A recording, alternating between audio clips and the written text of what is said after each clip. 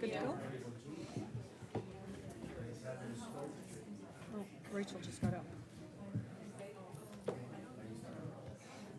She's just sitting right in behind now. She's still there. Yeah.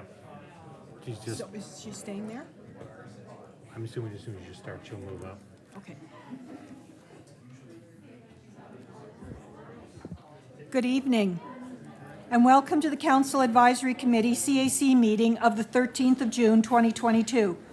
This meeting is being held in chambers, and it is requested that members wear their mask unless speaking. Citizens must wear their mask at all times while in the chamber, and the meeting is being live streamed on Facebook Live. The most up-to-date meeting package is on Town of Kentville website. This meeting is called to order. Have all of the councillors received and reviewed their meeting package? Does any member of council have information pertaining to a matter before this council which has not been publicly circulated? As the Council Advisory Committee, CAC, we will vote as a committee to either send business forward to the council meeting for ratification, return to staff for further information or review, or defeat the recommendation. We will remind members of council that we should continue to be mindful of our decision-making wheel to make balanced and respectful decisions while adhering to our code of conduct. The council, through policy and by motion, has adopted Robert's Rules as our rules of order, our parliamentary procedure. And as the chair of the meeting, it is my responsibility to use those orders to ensure we get the business of the town done. As per Robert's Rules, it should be noted that CAC meetings are transacted to carry out the business of council, the governance of the town of Kentville. The members of these meetings are the elected officials. We are governed by sunshine laws and open our meetings to the public.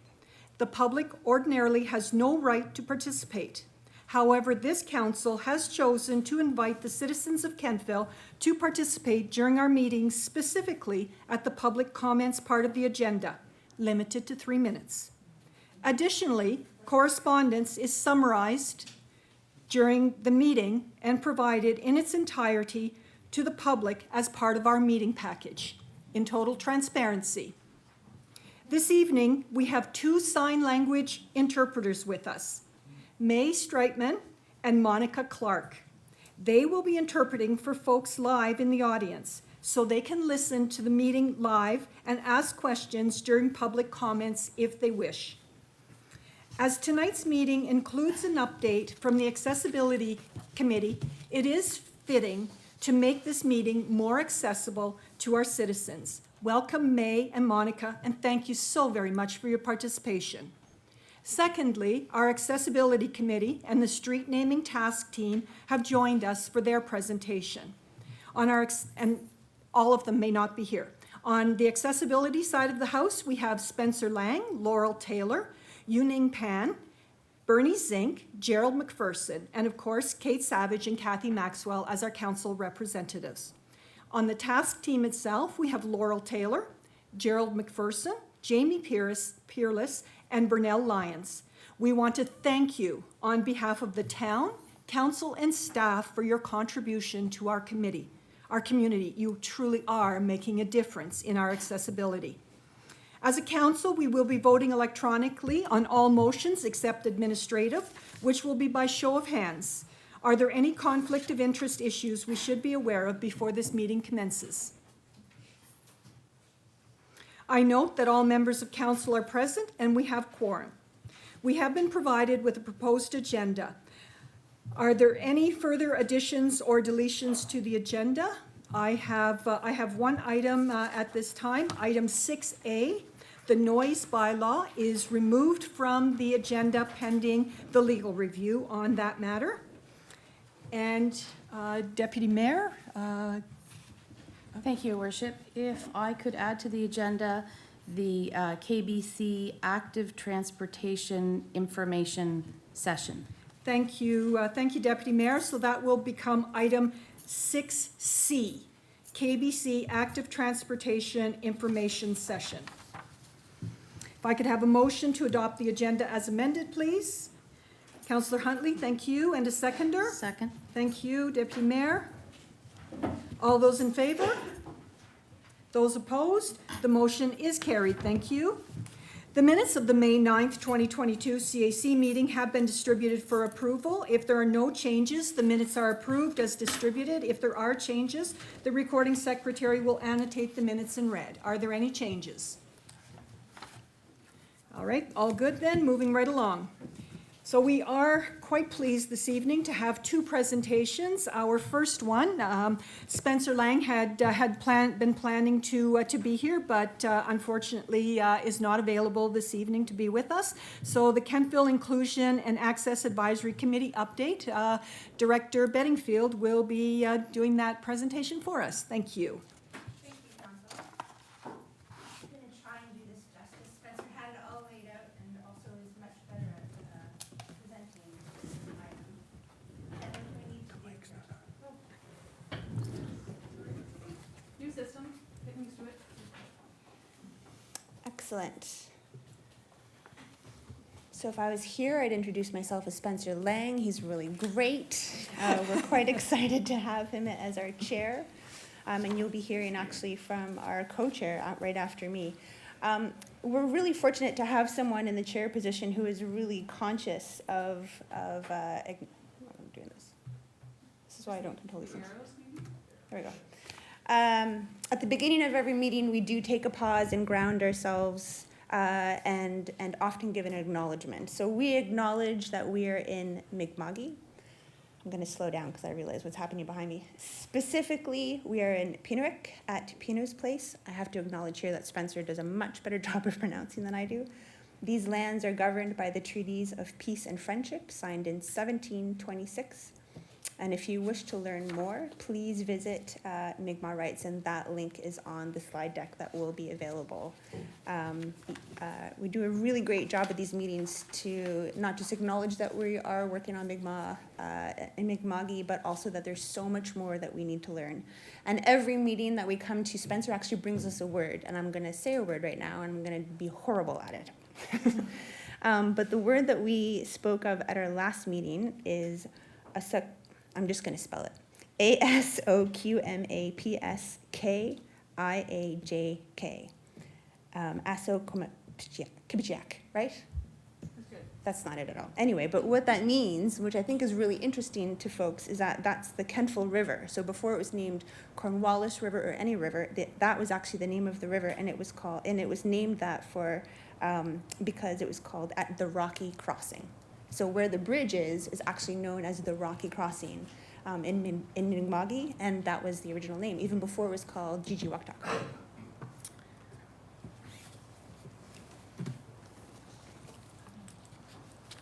So in 2020, we began as a committee to build our town's action plan. We're very specific to use the word action. This is not just a strategic plan, this is an action plan, a plan for action and how we're going to move forward to meet the province's target of being completely accessible by 2030. In 2021, we shifted our focus to helping execute the accessibility plan, working with the plan, which there are 9 pillars of accessibility that have been identified. 8 of those pillars came from the province, and 1 of those pillars came from us as a committee. We really wanted to make sure that the work we did was using something called human-centered design, so putting the community first, in the middle, at the center of all the decisions that we make. These 9 pillars and their barriers are where we focus our work. The plan can be found on our website. It's important to acknowledge that the surveys, questions, and meetings, at these ones, we learned what our citizens were concerned about. With the government's commitment to a barrier-free and fully accessible by 2030, we knew we had a timeline. Support materials were also given from the government. We continued to work really closely with them. So who we are. We're made from community members, councillors, and staff.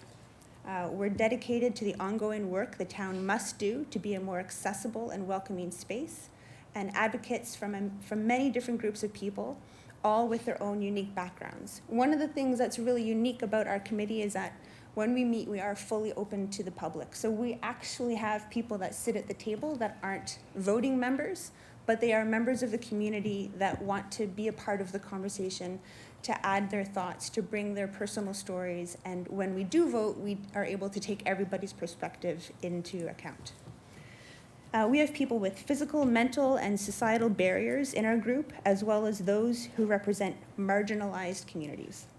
We are all citizens of Kentville who are engaged in our community, working to make it a better place for all. And just so this council knows, Jen and I are the staff support on this committee, and we feel very blessed to be there, don't we? So what we do, we engage in hard conversations. Oftentimes things come up that can make people feel uncomfortable, and we don't shy away from that. We lean into it and continue to learn and grow. We look at ways our town is doing great work, because we are doing great work. Things like having interpretation, ASL interpretation at our meeting tonight is one of those things that we're working to be better at. We look at ways our town can improve. We bring in speakers to help us learn about our community and how we can better support all peoples in our work. Many times, the work that we do involves asking open and honest questions. So questions not unlike you hear regularly around what can we do to be more accessible, but also really hard questions around why are we okay with excluding members of our community. What have we done so far? We're learning to look at all from new viewpoints through lived experiences. Excuse me. Created a task team to review the naming policy for our streets. You'll hear that after I'm finished. We've had speakers in to learn from lived experiences and our community members. And we've begun looking at how we can help make our new bridge safer. That was the letter, if you remember, that was brought to the last council. And something that's not on here that I am going to add, we provide guidance for the accessibility operations of town staff. So oftentimes, as a standing agenda item at these meetings, Jen and I will bring back updates from town hall, and that's where we're able to talk things through and get guidance for how we're working on things internally. We're taking action. The active transportation plan is a big part of making Kentville more accessible. We make sure that that's moving forward. We have more conversations, hard conversations, different conversations. We've held a healing circle, if you remember, a while back, and the community came out and was in high support of that. We've provided supportive material for KBC. We've provided letters of support for people that want to impact change, and they're part of the town hall accessibility feasibility study. So what I said before around town staff bringing hard, complex problems to this committee to figure out. And that's really it. So you can find us at the Town of Kentville website. We have an accessibility website. There's also an email address which is on there. It's simply accessibility@kentville.ca. As part of my job as Director of Parks and Recreation, you'll see a standing item in my reports to you, and I will continue to bring information back. And then, of course, you have 2 council representatives on that as well. We encourage anyone to come and drop in on a meeting if you're interested. I think that's it. Yeah. If there's any questions, I'm trying to read Spencer's notes here. All right, thank you very much, Director Bedingfield. Are there any questions for the Director with regards to this presentation?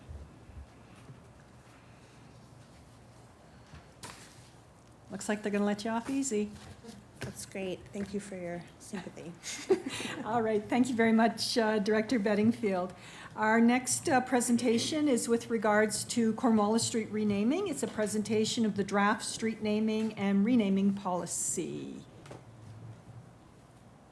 And Laurel Taylor is going to present this one. Yes, I don't have any slide deck to show. Okay. I'm slide deck free, folks. Take off my mask as well. Good evening, Mayor Snow, town councilors, staff, citizens here in person and by electronic means. I am Laurel Taylor, citizen of Kentville. I'm also a member of the Inclusion and Accessibility Committee. I was the lead of the street naming and renaming task team, and I'm the former chair of the Accessibility Advisory Committee. I was supposed to follow Spencer and say how wonderful it is, but it was really wonderful to follow Rachel. And so it was actually last year when I presented to council via Zoom the Accessibility Action Plan. Yes, and you endorsed it. And so to see it coming to fruition is very exciting for me. But tonight I'm talking about the street naming and renaming policy and the municipal asset naming and renaming policy. So, in June 2021, Council voted to give the task of renaming Cornwallis Street to the newly created Inclusion and Access Advisory Committee.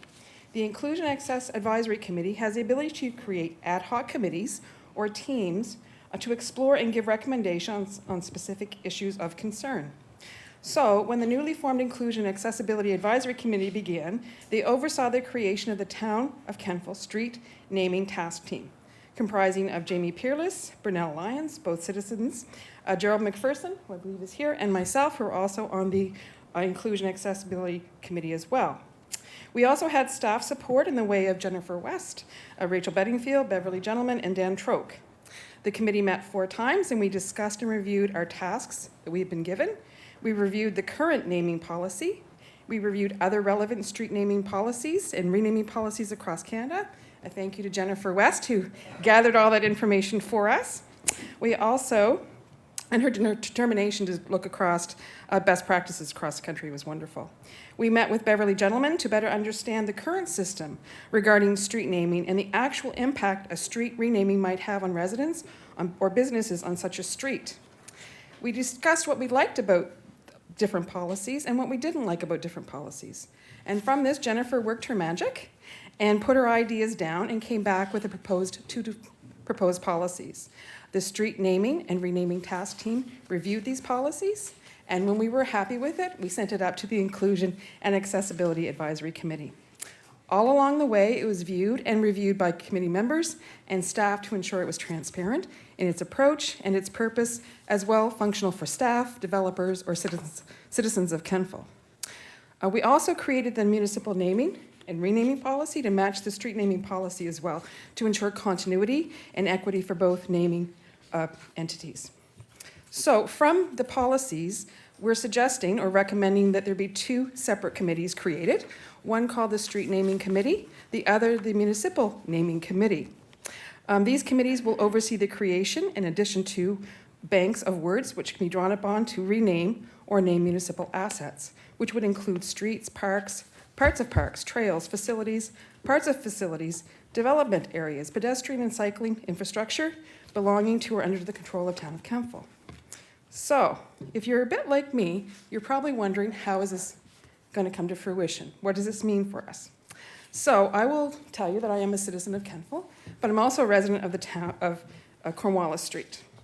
So, I have to use the word Cornwallis quite a bit in the run of a day, whenever I have to share the street that I live on. And I'm quite uncomfortable with that, to be honest with you. And I agree with Town Council, we should change the name. So, in order to do that, with this new policy, what I could do as a citizen is I could talk to my neighbors, I could talk to community members to discuss our concerns around that. I would actually send a request off to, there's an email address we provide called names@Kentville, with a request to remove the name, and I could suggest a name or leave it up to the committee to decide a name.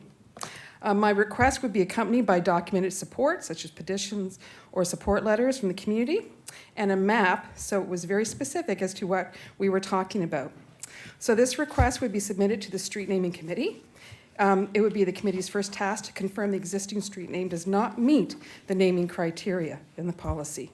Open discussions with the applicant, in this case it would be myself, and applicable town departments and applicable community groups. Then also public engagement or a consultation for up to 90 days. From this, a recommendation regarding changing the street name would come forward to council from the appropriate department head, which in this case would be Beverly Gentleman, the Director of Planning and Development. From this, council has a final say regarding the street renaming, but will have the confidence that it has a merit and community support and follows the guidelines as set out on the street naming and renaming policy. I want to thank you so much for your time this evening, and I also want to thank the other members of the Street Naming Task Team for their diligence in this work. And if you have any questions, please feel free. Thank you, Laurel. On behalf of Town Council, I want to thank you for your continued support of accessibility. You were part of the planning and putting this in place, and now you're part of the liftoff. So that continuity is extremely important in the things that we do. I want to also thank you for being part of this committee, and that was one of the visions that you had, is that, or not you, but the entire committee had, Yes. is that as the need arose, that committees would be put in place to look at these very specific items. So I So I want to thank you for your continued efforts on our behalf. Council, this is part of our agenda tonight under new business, so we will be looking at it at that time. I want to ask you to, if you have any questions of Laurel, that you can ask her at this time. Just a sneak preview. We will be sending it home with you as homework, with the expectation that you will be prepared to come back at the end of the month to discuss. The other thing that you need to consider is what Laurel has told us, is that not only do we have two policies here, but as well, there's committee. And as you know, we do have committee policy, and so formation of a committee would go under that policy as opposed to a standalone policy. Or do we continue with ad hoc? So these are all things that I want you to consider, but we have Laurel here right now. So this gives you the opportunity that if anything has twigged you to ask her.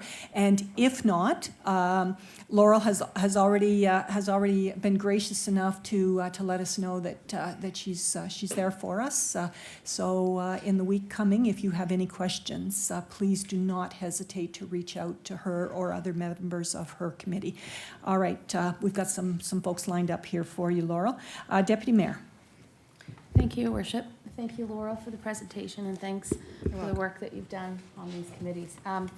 You talked about, or I have a question around some of the costs that would be associated with street renaming to the business owners and residents. Did that cost come up, and who would absorb that cost, or kind of looking to direct your gentleman as well? I'm assuming that might have come up.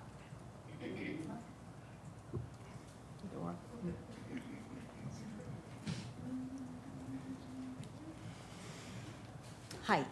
From a civic addressing perspective, there would be some changes made. Now, the Canada Post, from what I understand, have a program where they will forward mail onto new addresses, but essentially it's just a civic address number or name that's going to be changed.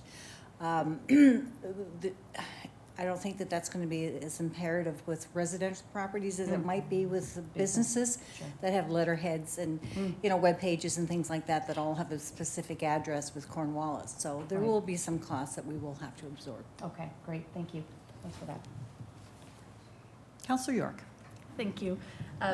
Deputy Mayor Savage asked my question, so that's wonderful, but I will echo her sentiment that we appreciate the work that was done, and I do also appreciate how much community is baked into these policies as well.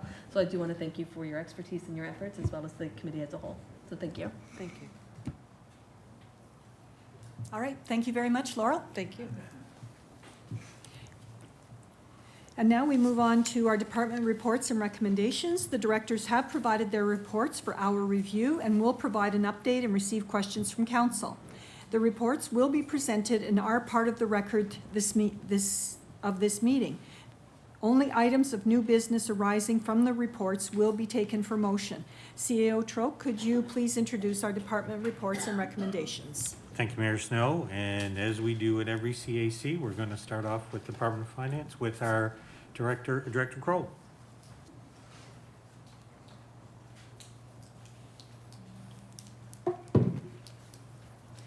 Thank you and good evening. It's nice to be here on a nice rainy evening and not thinking about mowing my lawn. I'm very pleased to bring the finance report for the month ended May 31st, 2022. If everything was averaged evenly over the year, the benchmark for the end of May would be I could put my glasses on. 16.7% of the budget being recorded. At this current time, we're looking at the revenue exceeding the budget at 35.3% recorded. And most of this comes from taxation, which is recorded at 46.3% of its budget. On the expenditure side of the ledger, we're slightly above the benchmark at 19.8% expended. Most of the departments have recorded their general insurance premiums, so that is why most of the departments are over. As well, the debt servicing for some of the departments exceeds the benchmark, but that is because it's following the debt repayment schedule. On transportation services, public transit exceeds the benchmark and reflects the first quarterly invoice for King's Transit Authority. And we have recreation showing under cultural the first quarter payment made for the Annapolis Valley Regional Library. The summary of outstanding taxes, which is Schedule C. The interim property taxes were due May 31st. Current tax levy outstanding at May 31st is $485,987. The last year it was $338,780. Total property tax outstanding at May 31st is $509,648, and that's 89.2% collected. Last year was a little bit less, $390,864. Under Schedules E and F, Perpetual Investment Fund, we're looking at the month ended May 31st. You can see at the bottom of page 3 the difference between cost and market.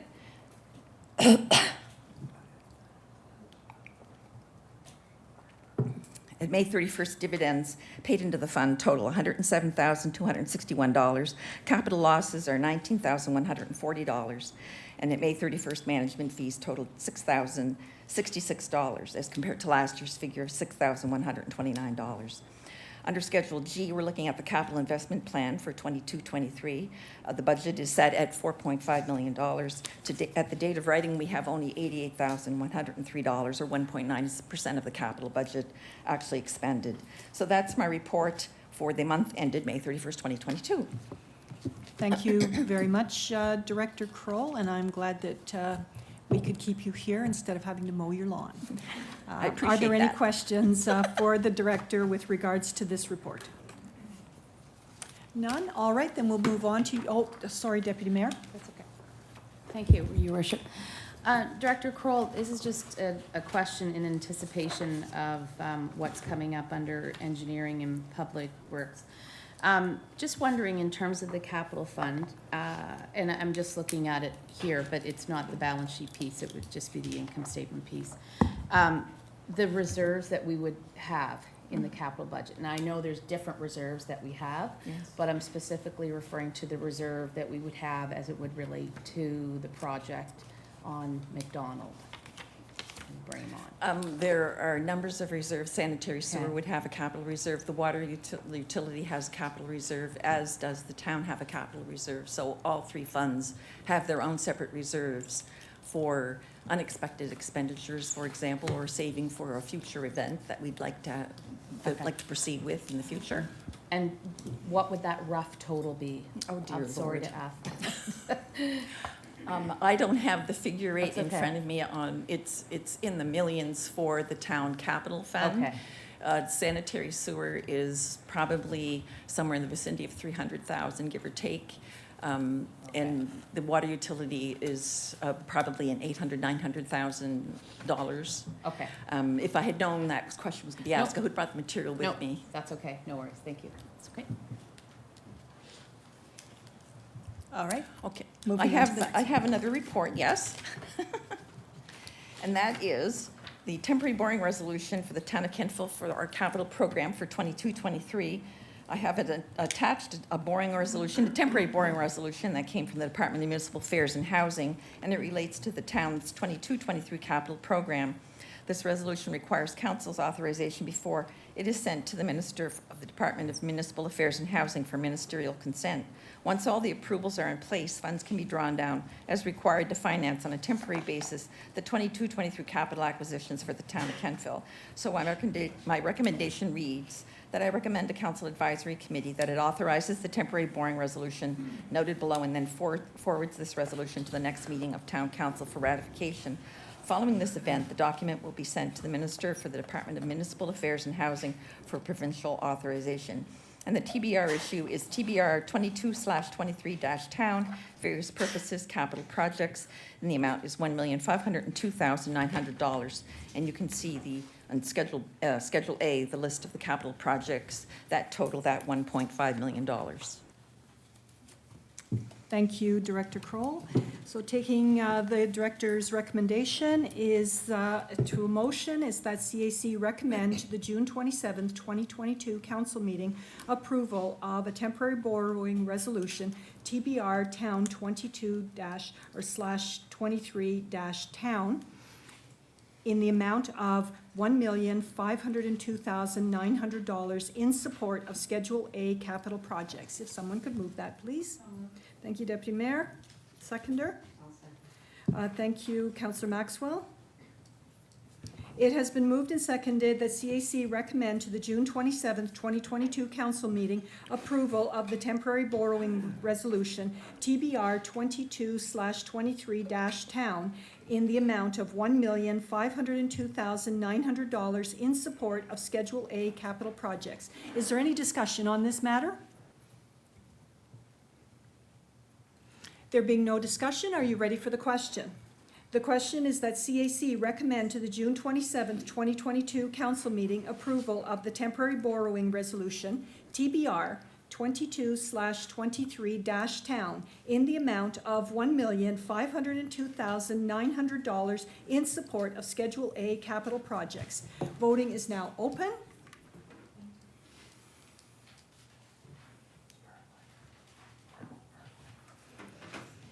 Voting is now closed. And the motion is carried. Thank you very much. Thank you very much, Director Kroll. Thank you. All right, as we move on to Planning and Development, Director, Hi again. gentlemen. I was going to say Director Bav. Sorry, had a moment. Okay, for the month of May, we issued 26 development permits with a building valuation of just over $2 million, $2,076,660. And that has brought us to a year total, and it's calendar year, of $16.3 million worth of development in the town.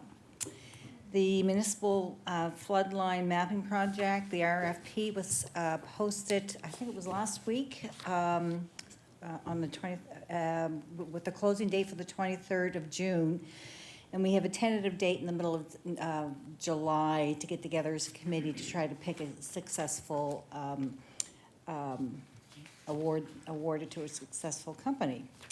Habu Court development is moving along nicely. We were out there last week to look at some of the parkland areas that they may be willing to provide for us, and also get a better understanding of some of the additional work that they're doing in the second phase of their development and what they hope to do on that property in the near future. A heritage bylaw was drafted and provided to the CAO. There's still lots of work that needs to be provided on that. There's still no discussion about financial incentives that had been discussed, what the criteria is going to look like to be able to say this building or this property meets this criteria. So there's still a lot of work that needs to be done on that. And aside from just the daily public engagement and the meetings of the month, that would be my report. Excellent. Thank you very much, Director Gentleman. Are there any questions for the Director with regards to this report as presented? Councillor Maxwell. Thank you. Director Gentleman, I was just wondering, can you give us an idea of what the second phase of that Hobu Court development will look like? No, it's not public yet. It's not public yet. There's a lot of rumors flying around out there, so, yeah, just wondering if we could dispel them, but we can't do that yet. No, I'm not comfortable giving out information. It's just a concept plan, so I don't want to say anything in case, I know, and there's always rumors and things, but it will be going out to the public. It's similar to the townhouse development through site plan approval, so people will be made aware of what's going on. Okay, thank you very much. It's higher density than what we have, I can say that. Okay. Councillor Gerard. Thank you, Worship. Director, gentlemen, could you just tell me a little bit about what the municipal floodline mapping project's about? Well, this came across my desk early this summer. It was something that Jennifer West had been working on. Essentially, it's the Gasborough watershed flood mapping project that was started by the province. And in fact, that they're providing funding all across the province for all the watersheds in the province. And they've just have provided funding to us. We've received $180,000 from the province to pretty much manage the project for the floodplain mapping or the the watershed flood mapping that they need to have for their, Will it be an ongoing thing to show changes from year to year, decade to decade? that it type could of be if thing? there's changes in development, changes in, you know, there's so many different aspects that could affect flooding, from infrastructure to wetlands and those kinds of things. So as those are either created or taken away, there's obviously going to be potential impacts of flooding. Thank you. But the Gasper watershed is quite a large watershed. Kentville's just a small part of it. Yep. Are there any further questions for the director? There being no further questions, thank you very much. CAO, did you want to speak to the Community and Economic Development Coordinator report? Absolutely. Thank you, Mayor Snow, and I'd like to thank Lindsay Young for putting this document together and all the hard work she continues to do. The Visitor Information Center, obviously up and running, very busy week during Apple Blossom. The Visitor Information Center is now on TikTok for anybody who is interested, so at Kentville Visitor 1. Work is beginning on the production of a historic Kentville video that's going to be used to promote the amenities in towns and some of the historical interests, so stay tuned. We'll be keeping folks up to date on that. The staff is doing work with regards to the VIC on updating the inside space this season to foster more balanced representation and promote inclusivity. Some small changes are being implemented, and again, we'll continue to update as things are moving forward. I know most of the folks here were at the Gibson mural, which is now hanging downtown, but also the KBC Mural Festival Committee is hard at work around its second annual Kentville Mural Festival, so in July. And the call for the artists has now closed, and the jury is evaluating those applications. So that's just kind of a couple of the highlights. Happy to take any questions from there. Thank you, CAO. Councillor Maxwell. Thank you. We're getting some new flagpoles. Are they all at the VIC, or are we going to get a new one at Town Hall? I'm just wondering that. A new, A new flagpole and a second flagpole. I think at this point in time, the intention was to give us a secondary location. We were looking at getting some pricing for potentially some at Center Square. But I know the VIC was the next in line to get the new flagpoles in, and that was kind of the next focus. I'll have to come back and update you if we got any pricing to look at the other location. Okay, I'm thinking, and I think I've mentioned it before, but it's all well and good for us to put flags at the VIC or in Center Square, but Town Hall is the center of perceived authority and the center of power. And if we don't show that we're behind those groups, then I don't think that we're doing that justice. That's just my comment, but I think that those flags should be flown at the center of power or authority, which is Town Hall. Thank you. Are there any further comments for the CAO with regards to this? None? All right, then. We will move on to Parks and Recreation. Director Bedingfield, please.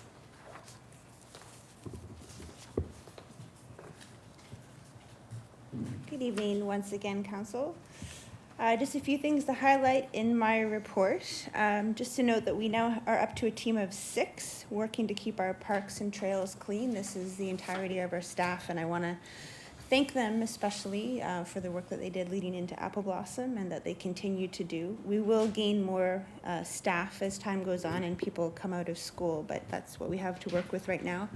And in particular, I wanted to just mention Nick Gerard, who stepped in as lead hand for our parks team, and he's been quite helpful. Under the Parks and Trails, just to note that the Kentville Ravine Trail remains closed to the public due to unsafe conditions. And just to note that the town of Kentville is not involved in the cleanup process. I get a lot of questions from both community and media on this. The Department of Agriculture and Agri-Food Canada, that is the property owner, is taking the lead on all remediation. So I have no updates at this time, but I do encourage people to contact those folks.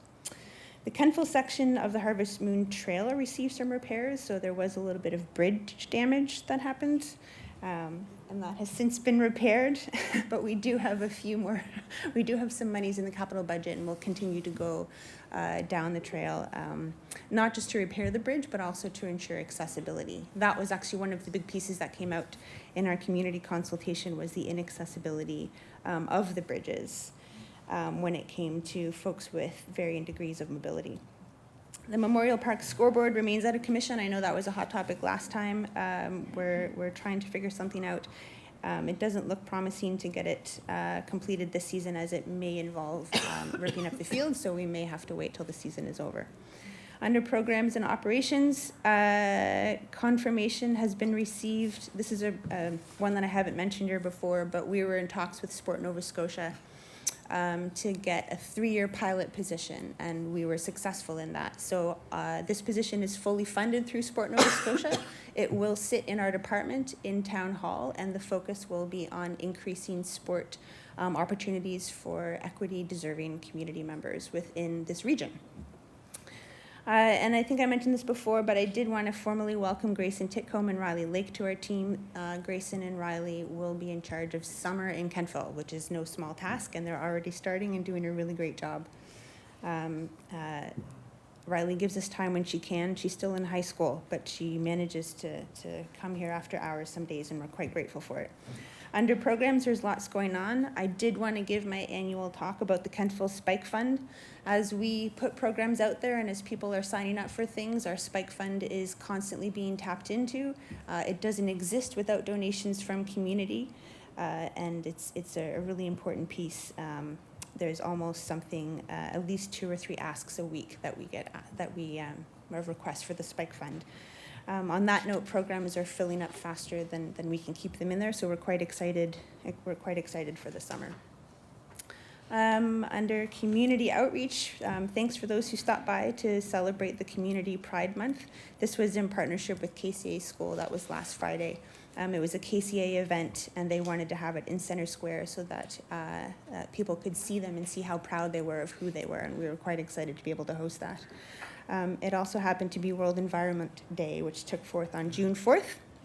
At Oakdean Park, in partnership with the Rotary Club of Kentville, that was another huge event that happened. We're really grateful for the Kentville Rotary and their partnership, and also their continued commitment to the environment and moving forward on climate change. Under capital projects, our splash pad repairs continue. I don't really have any updates other than it's looking good, whatever that means.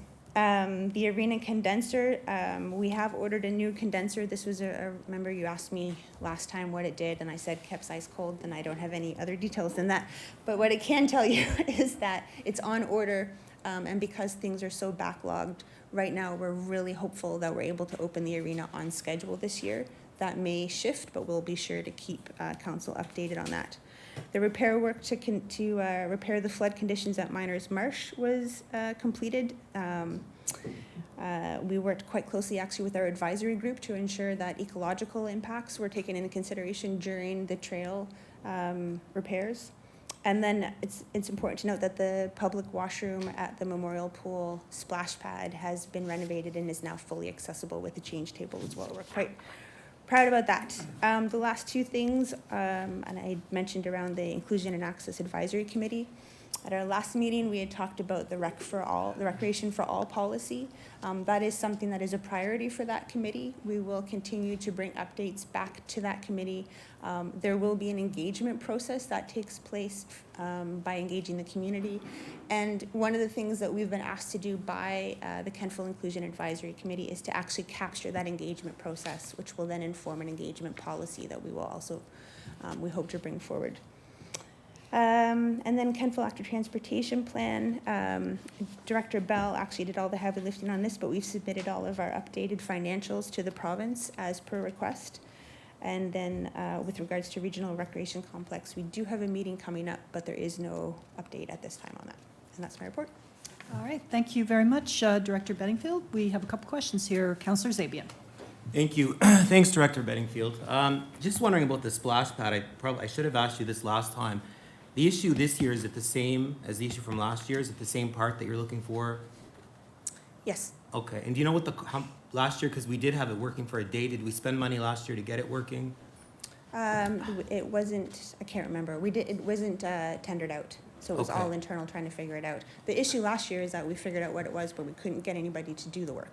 Okay, and do you know what the cost is this year, just roughly what it's gonna cost to? I don't. It is in the capital budget for $10,000 repair. You can find it under the pool section of the capital budget you approved. Okay, and there was no warranty or anything under, No, we haven't No. been able to. okay, all right, thank you. Councillor Huntley. Hi, Rachel. I wanted to know, what's the average cost that people need out of the spike fund, whether it's go to camp or, you know? Yeah, thanks for that. So the Spike Fund was designed to kind of fill the gaps in the funding that exists. Yeah. So there is funding out there for youth that want to attend sport or they want to attend physical activity programs or camps. There is no funding that exists for anyone outside of, anyone older than 18 and up or 5 years and below, which leaves out, essentially parents and young kids. There is nothing out there to support the arts and access to the arts. So this is why we created the Spike Fund. And then also with the caveat that during our own programs, regardless of the age, then we can provide support for that. So that's the intent of the Spike Fund. So essentially, if you call us and say, I need support, we've got our fingers out there, we're gonna figure out a way. And if the Spike Fund is that way to go, then that's great. If it's another way to go, then we'll help you go that route as well. The Spike Fund has a limit of $200 per person. And often what we'll ask, because there is a piece of dignity here, and people do want to actually be able to pay for some of it. So on the form, you'll see what can you afford and how much are you requesting. So it's anywhere up to $200 to I can only afford 45 of the $75 to get a pool pass. And it's everything from camp registration to I need new sneakers because I want to be able to walk to my doctor's appointment to I accessed another fund to be able to get a pool pass to go to Acadia in the winter, but I can't afford a bathing suit. So these are generally the requests. So anything that, or someone actually wanted to get an art palette the other day. So anything that will support you in accessing recreation, which is only going to support your health and well-being, we will work to figure it out. Okay, thank you. Deputy Mayor. Thank you, Worship. Thank you, Rachel. And I'm going to sort of dovetail on what Councillor Huntley said about the Spike Fund, but I'm going to push a bit harder. I'm a huge proponent of it, as you know, I always have been. How much do we have in it? How much would we like to have in it? And I would challenge everyone to put in at least, or hopefully to put in $200 if they can. It's a really, really important fund, as you just outlined, and it helps a lot of people from a lot of different walks of life, so. It would have been really helpful if I knew that number, and I apologize. I should have been on that. So that's on me, and I will absolutely bring that to the next meeting. Generally, in a year, we go through a couple grand easily. Yeah. Okay, great. I can say that thanks to, so we also do a lot of things beyond donations. We'll say, this program, we have a grant for it, but it's pay what you can, and then that money will get put into the Spike Fund. So we have ways that so we've never had to turn anybody away, but there have been times where we've had to really think about it. And you issue taxable receipts for Yes. those, right? Tax receipts for those. And thank you cards from the town of Kentville Parks and Recreation Team. Thank you. I should say taxable receipts are any donation $25 and above. Yeah. Councillor Maxwell. Thank you. Thanks, Rachel. I'm just wondering, well, before I ask a question, I just want to pass along my thanks and appreciation and for the good work that was done on the bridge on the Harvest Moon Trail. I was down there today in the pouring rain, and it looked great. So fantastic job there. And the Miners Marsh Trail has been filled out really nicely. So if you could pass that along, I'd really appreciate it. The recreation complex, at what stage is this proposed project? Like, is the feasibility study finished, or where are we in the process? Or, are we, I think you understand my question. Right, so this committee was pulled together to put out the RFP for the feasibility study. And so there was a proponent that was awarded the package. They've been doing all the work. We've brought it here in terms of community consultation. They're just in the stages of completing the final document, and then they will be bringing it back to the committee. I believe that we actually have a copy now, and we're all reviewing it. Once we meet and have a conversation, then it will be up to the individual units to. Great. Right, I'm looking at CIO Truck just to confirm that. Correct. Because I read that email like weeks ago, but yes. But yes, that's the process. Okay, great. So it's actually, we're close to being completed. Yeah, Yeah. okay, wonderful, thank you. Are there any further questions for the director? So Director Bedingfield, where can we make the donations for Spike? You can call our office. We take your money anyway, anyhow. You can come in person. Ashley is your woman, and she will walk you through it. And we take cash, check, debit, all those great things. And yeah, it makes a huge difference. It really makes a huge difference. One of my favorite quotes that I have told folks, and I tell this story over and over again, is we had a woman who we found her a way to get her kid into hockey, and she was sitting in the arena and watching with all the other parents watching her kid play hockey, and she said, you know, when I'm here, I don't feel poor. I forget about my place in society, and that's really powerful. All right. Thank you very much, Director Bedingfield. All right, moving right along, Chief Butler, your report, please. Good evening, everyone. You should have the report submitted to the board for last month, accurate up to April 30th, 2022. So with finances, right now, there's no areas of concern. There is a misallocation under the telephone line, which should be under communications. So our use of our budget so far is 8.8%, which is in line with what we should be. For the chief's report, COVID still have an impact on staffing. It's manageable, but still has an impact. From the other account, there's nothing significant in our other account right now. For the bylaw report, the trends are similar month to month. I've been looking at the last few months and no real changes. And the calls for service report, I did not submit it to the board last month in error, so you don't have it, so I can't comment on it. So that's 2 errors this month on my presentation. Other than that, that's the short but sweet version of my reports. Excellent. Thank you very much, Chief. Are there any questions for the Chief? Deputy Mayor. Thank you, Your Worship. It's just a very generic question, and it may sound kind of silly, and I apologize. How are things overall in Kentville? How do they seem? How do they, what's In the, reference to what? generally? I love Kentville, so I find things overall are pretty good. Now, Okay. in reference to my experience, they're very well. The calls for service are similar. The themes are definitely mental health, addiction, poverty, people with a little hope type of calls we work on a lot. From a safety perspective, it's a very, very, very safe place in my view. And most of the files I find that are criminal in nature get solved very quickly for the most part. Okay, Generally, I find things are very well here. awesome. Thank you very much. Thanks. Are there any further questions for the Chief? Oh, you're good. Sat down. Yeah, no, it's all good. It's all good, Chief. Am I good? All good, yes, yes.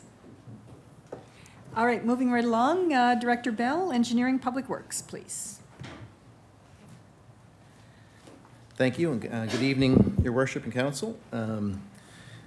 I've kept my report maybe a little even more brief than normal tonight, just because I have parts 2 and 3 coming up regarding capital project update, and which includes a recommendation, and the sanitary sewer budgets for both capital and operating.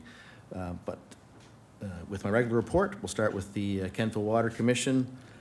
The planning department continues to receive interest from developers inquiring about large parcels of land in Kentville. We have, literally hundreds of acres of land that could be opened up in the coming years with the development of the Hilts Road and even large lots now that front on Park Street and Chester Avenue and different parts around town. So to accommodate this certain future growth of Kentville, we plan to drill an 8th production well in the West well field this construction season, as approved prior to in the Kentville Water Commission capital budget. Under sanitary sewer area service, I'm going going to kind of defer that to part 3 of my report tonight. So the sanitary sewer operating and capital budgets will be presented to council later on following my regular report. Under projects, I'll start with patch paving. It really wasn't an item that I had in my report, but I did get an update today from our contractor who was awarded this year's patch paving contract. They were in town before Apple Blossom, sort of mid-May when the plants first opened, and were able to certainly repair the worst of the potholes along the main street, Park Street, the one-way loop around town. That part of town prior to the Apple Blossom, and then have been out of town now for about 2 weeks, working on some other projects that they had to catch up on. But speaking with them today, they expect to be in, weather permitting. We've certainly going to be a wet first couple days of this week, which will put them a little bit behind. But the first of next week, we'll see them in town, focusing on some of the priority worst roads, like the lower part of Prospect Avenue, parts of Cornwallis Street going up north of the bridge, and places out like in Bonda Vista subdivision. That intersection is with Park Street on the Terra Nova end, certainly is in rough condition. So patch paving will be back on the docket in the next week or so. I'm going to, if you're following along, I'm going to skip the part regarding the capital works update until part 2 of my report, and move ahead to an update on the AT plan. So an update of my June 1st meeting with Kentville Volunteer Fire Department Chief Hamilton. The department has tested the left-hand turn of their largest trucks from the north door ramp onto Webster Street. So that's out the back of the department by the arena onto Webster Street. So if we change that route to a one, sort of a lane and a half, they've determined that by widening the entrance about 10 feet, sort of changing the curve of the curb at the arena, shared in lane of the arena parking lot, by slightly modifying the existing curb and sidewalk, they can successfully make the turn onto Webster Street as illustrated in the latest version of the AT plan presented at last month's council. So we will incorporate this widening into the project, update the plan prior to tendering, to share with the department and council here before we put that out to tender. And that is the brief synopsis of my regular report, and we'll take questions. Are there any questions for the director? All right, Councillor Gerard. Thank you, Worship. Director Bell, two things, and I should know this, and I apologize. Carmen Duncan curb replacement, is that cement or asphalt? The replacement is meant to be asphalt. The sections of the lower part of Alicia, Duncan, and Carmen, we're going, parts that have been sort of peeled out over the years from snow removal for the most part. We're going to replace that this year with asphalt. The upper pieces of sort of the upper phase of Alicia is concrete and still in pretty good condition, but it's the lower phase where there's sections missing, so it's mostly a repair than a true replacement. Anything that we're going to replace in any amount of length, we would use concrete today. Yeah. But this is just to fill in those missing gaps. Okay. Second thing, the night I was down by the fire department, the backing in is widening the sort of slip lane. Is that going to remedy that as well? Backing a truck the aerial into truck and stuff in. from Webster backing in up the ramp. Yeah, because it takes them wider. Yep. Chief and Danny that was there the morning that I was there 2 weeks ago felt both would be accommodated by widening that sort of shared entrance into the arena, where just remove a couple panels of the sidewalk and reconfigure the curbing kind of bullnose there around where one parking stall may have to be sacrificed at the edge of the arena. Yeah. All right, thank you. You're welcome. Councillor Maxwell. Thank you.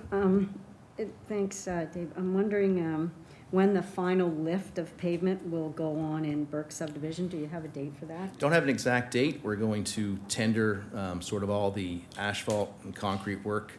My recommendation is to tender it with the AT plan, sort of as a separate item, so it's broken down for accounting reasons, but we'll get the best economies of scale and pricing to put it out together, because it's sort of a common type of contractor, more the paving type and concrete type rather than the pipe contractor. So once we have sort of everything satisfied with council and the business community, we plan to tender the AT project along with those asphalt and concrete parts, like some sidewalk replacements in the downtown, in and around the Ultramar and Headliner Studio, some spots that are real in rough shape as far as sidewalk goes, but all one tender. And this is just a question, but why wouldn't that have been included in the original tender? Like, why wouldn't the complete paving have been Okay. tendered with the original? With Burke, for instance? Yeah, in Burke, yeah. Well, we always like to wait a season if possible. We knew that Burke was going to take most of the construction season to build, and they were right into the last week of November, first week, I think it's actually the first Saturday of December when they put the base course down. So we always put 2 layers of asphalt in Kentville for a total of 4 inches, 2.5 of one grade, and then 1.5 inches of a finer grade asphalt. For a contractor to hold that for 2 years is sometimes difficult to know with the volatility of pricing of asphalt. So usually it's difficult for them to bid it, so they'll overbid it, with the uncertainty of pricing and, of course, things like fuel prices and all that. So usually it's held and tendered with the year that it's built under that approved capital. We weren't even sure, I guess, that the council would approve the paving of that this year under capital, but it was on the capital recommendation and ultimately was approved. So that'll be tendered. Still feel that they'll pave that in the warm months. That's when you'll get the best asphalt finish, is in the months leading up to sort of the end of September. Whereas last year, like I said, the base course is less critical temperature-wise because you're paving on gravel, but when you're paving asphalt on existing asphalt, you want the temperatures to be so that it sticks and gets the best finish, because that's the final surface as opposed to what's there today. Okay, and I'm just wondering if you have any kind of update on the sidewalk that goes across Oak Dean from Exhibition. I had mentioned that the visibility there is very poor because there's a tree there, and you have to be almost halfway out before a car would even see you attempting to cross. Right. And so I was wondering if there was a way to mark that a bit more. I was wondering if you had an update on That was the end of Exhibition the end of Exhibition onto onto Oak Dean. So the tree, I think I think that's a town tree. It's right on the edge, I think, of the town street limit. I did look at it, Councillor, and I think I actually asked an arborist to give us an opinion on what could be done. So I'll follow up with that and find out for sure. Can give all council an update, even by email if you'd like. Yeah, I'm just wondering also, and this will be my last questions. I've had several people mention to me they have children and the cars are traveling fast in their area, and can they get a slow children sign? When is the patching going to take place on my street? All that kind of stuff. Can we refer those to your office so if somebody needs a slow children sign, they give you a call, or Yep. they have a street they want to check with you, they could do that? If they want to check on patch paving, but things like street signs should come to me. We put so many of them up now. I don't say that they aren't effective, but there seem to be on every or most local streets, so they almost seem to become almost ignored by some motorists because they see them so often. I think they are somewhat effective, but there are also maybe some other means of traffic calming or slowing that may be more effective than the children playing signs. But, So I'll just refer those. absolutely, on to you. yeah. Okay, great, thank you very much. You're welcome. Councillor Sabian. Thank you. Thanks, Director Bell. Just following up with Councillor Maxwell's question, those signs that we bought, I think a couple of years ago, the speed signs, I don't know what we paid for those, and maybe the chief has information too. I thought we were gonna move those around in different areas. I don't think they've been moved for a while. The portable radar signs. Yeah, because there is, the one in McDougal Heights has been there for a long time. And I thought the idea was to shift them to different areas, and I don't think they've been moved in quite some time. It is mostly through KPS. I can let Chief speak to it if you'd Okay. like, but I know their department, I think, purchased those ones. We probably would have erected the more permanent ones that, say, would be in a school zone or whatnot, but any of the portable ones, I think we have as many as 4 now. Is that right, Chief? 4. So there's 4 now. I think the intention is to move them around. You're right. I think one's in McDougal Heights, one's, can't remember where they are all now. I don't even know where the other 3 are. I drive. Belcher's, that one's solar as well, isn't it? Yep. Prospect, Chester, and Chester at the end of, well, there's one at the town line, that's a little more permanent, and Belcher. Yeah, and those ones on Park are permanent, in a sense, that they're mounted like in the school zones on to and from, either side of Gary Pearl Drive, and the one going down Gary Pearl and the one on West Main, in the school zone are all fixed ones that are hardwired in, but we can talk about that with senior staff to see where they get moved to next, Right, okay. Counselor. Thank you. You're welcome. Councillor Gerard. Thank you, Worship. Speaking of the road signs and that, do we still have those road signs, the slow down that we used to post in the middle of the road? We do, yeah. Were they effective at all? I think they were. The last year they were used was the year before I started here, and that's not a coincidence. I didn't recommend they be gotten rid of, but there was a recommendation from,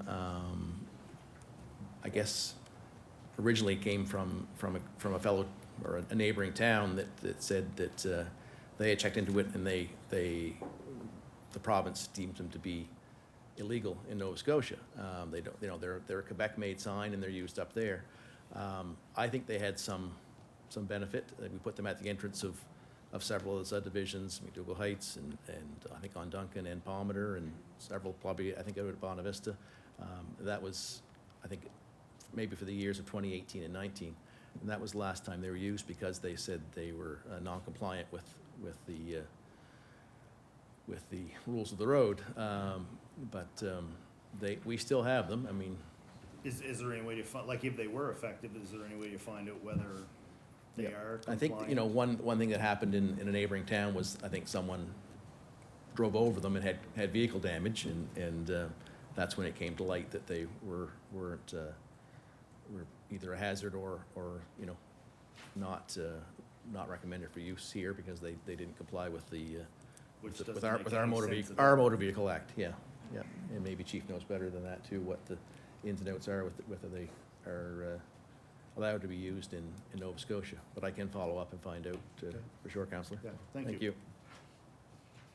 Director Bell, just to follow up on that, when the Motor Vehicle Act was changed, was there not something put in there that on specific town streets that we were permitted to do things that were outside of the Motor Vehicle Act? We can't do anything on streets that. Or speed limits and things. Yeah, but, we, like streets that are highway streets, we can't do anything on, but on our Local roads? local roads that we could change the Based on rules, so to speak. Us being the authority, in a sense. Yes, Yep. yes. Very good. No, that's quite possible, Mayor Snow, and we'll find out. So I think there are some benefits, and we bought a number of them and can put them back out for sure. Excellent, thank you. Thank you. Is there anything further for the director on his report? He has 3 other items to bring before us. All right, let's talk about the revised capital construction. For sure. So on June 2nd, 2022, tenders closed for this year's largest infrastructure capital works project, the Streets and Services Upgrades of Mcdonald Avenue subdivision. I may actually get Jennifer to bring that up on the screen, or I can bring it up when she turns the monitor on. We knew during the budgeting process that construction prices would be higher than in previous years, but not to the extent of what the tender results actually came in at. We budgeted increases of 20% or 1.2 times last year's prices experienced in large projects such as the Burke subdivision upgrades. A project of this nature is funded from three capital budgets: Kentville Water Commission, the Sanitary Sewer Area Service, and the town's capital budget for streets and storm sewer.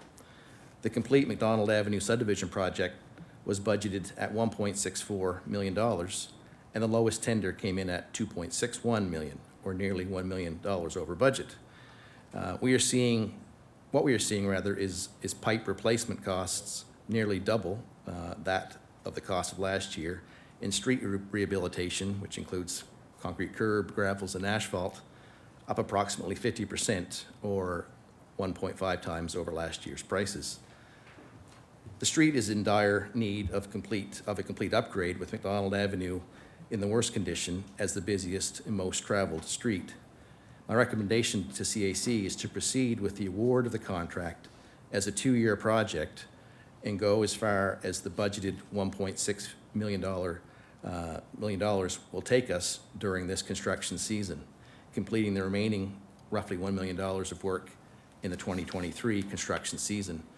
And that could happen as early as, as weather conditions permitted, if it was approved as a 2-year project. If this is acceptable to council, I will continue negotiations with the contractor. And actually, since I wrote this, I have spoken with them a number of times, and they are willing to to hold their prices for 2 construction seasons, should council approve that. So they're submitted. Where am I? I would continue the negotiations with the contractor that submitted the lowest tender, rather, and complete a contract for a 2-year project. We can take questions on that, and then I think Mayor Snow does have some recommendations. Is it not coming up, Jennifer? Am I gonna wake it up here? Can you open it on your? Oh, is it off here? Is that what does it? Okay. So you'll have to close that one. And Sure. Just, it gives a little visual of how far we can go with the money that was budgeted.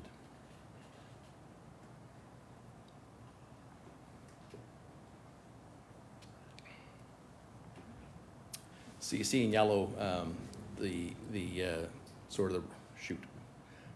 What at? I lost full screen here.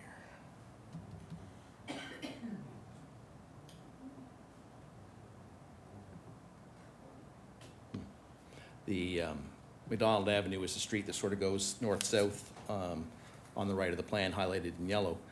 So the bottom of the screen is Chester Avenue, and the top of the screen is Forest Hill. So that section really is the busiest of the streets, being a bit of a thoroughfare and sometimes a shortcut for motorists, albeit Forest Hill not. Sometimes they just go down Forest Hill, but going up Forest Hill, of course, is another issue due to its grade and narrowness. But the money would take us, would ideally complete all of Mcdonald Avenue and the section of Henry Street, which is the street that comes off Mcdonald around the sharp corner, up to roughly where I have the red line of Phase 2. So that's where the budgeted $1.6 million would take us this year. What I'm proposing is that they complete it with all the underground services, water, sewer, storm, all the laterals to the homes, and curb it and pave the base course. And then next year, early in the season, we could continue on from where Phase 2 ends or starts up to the top, all through the rest of Henry Street, and then the corner it changes names to Brayside, and right up to the top of Brayside Drive. So this project, the part that I show in yellow, is comparable in size, we'll say, not necessarily price because of the price increase, but in size and length to what Burke subdivision was last year. So given the fact that Burke started about the same time, construction in mid to late June, it took them summer and into the fall, and as I mentioned with Councillor Maxwell, they were paving that section of Burke late in the season, end of November, or 1st of December last year.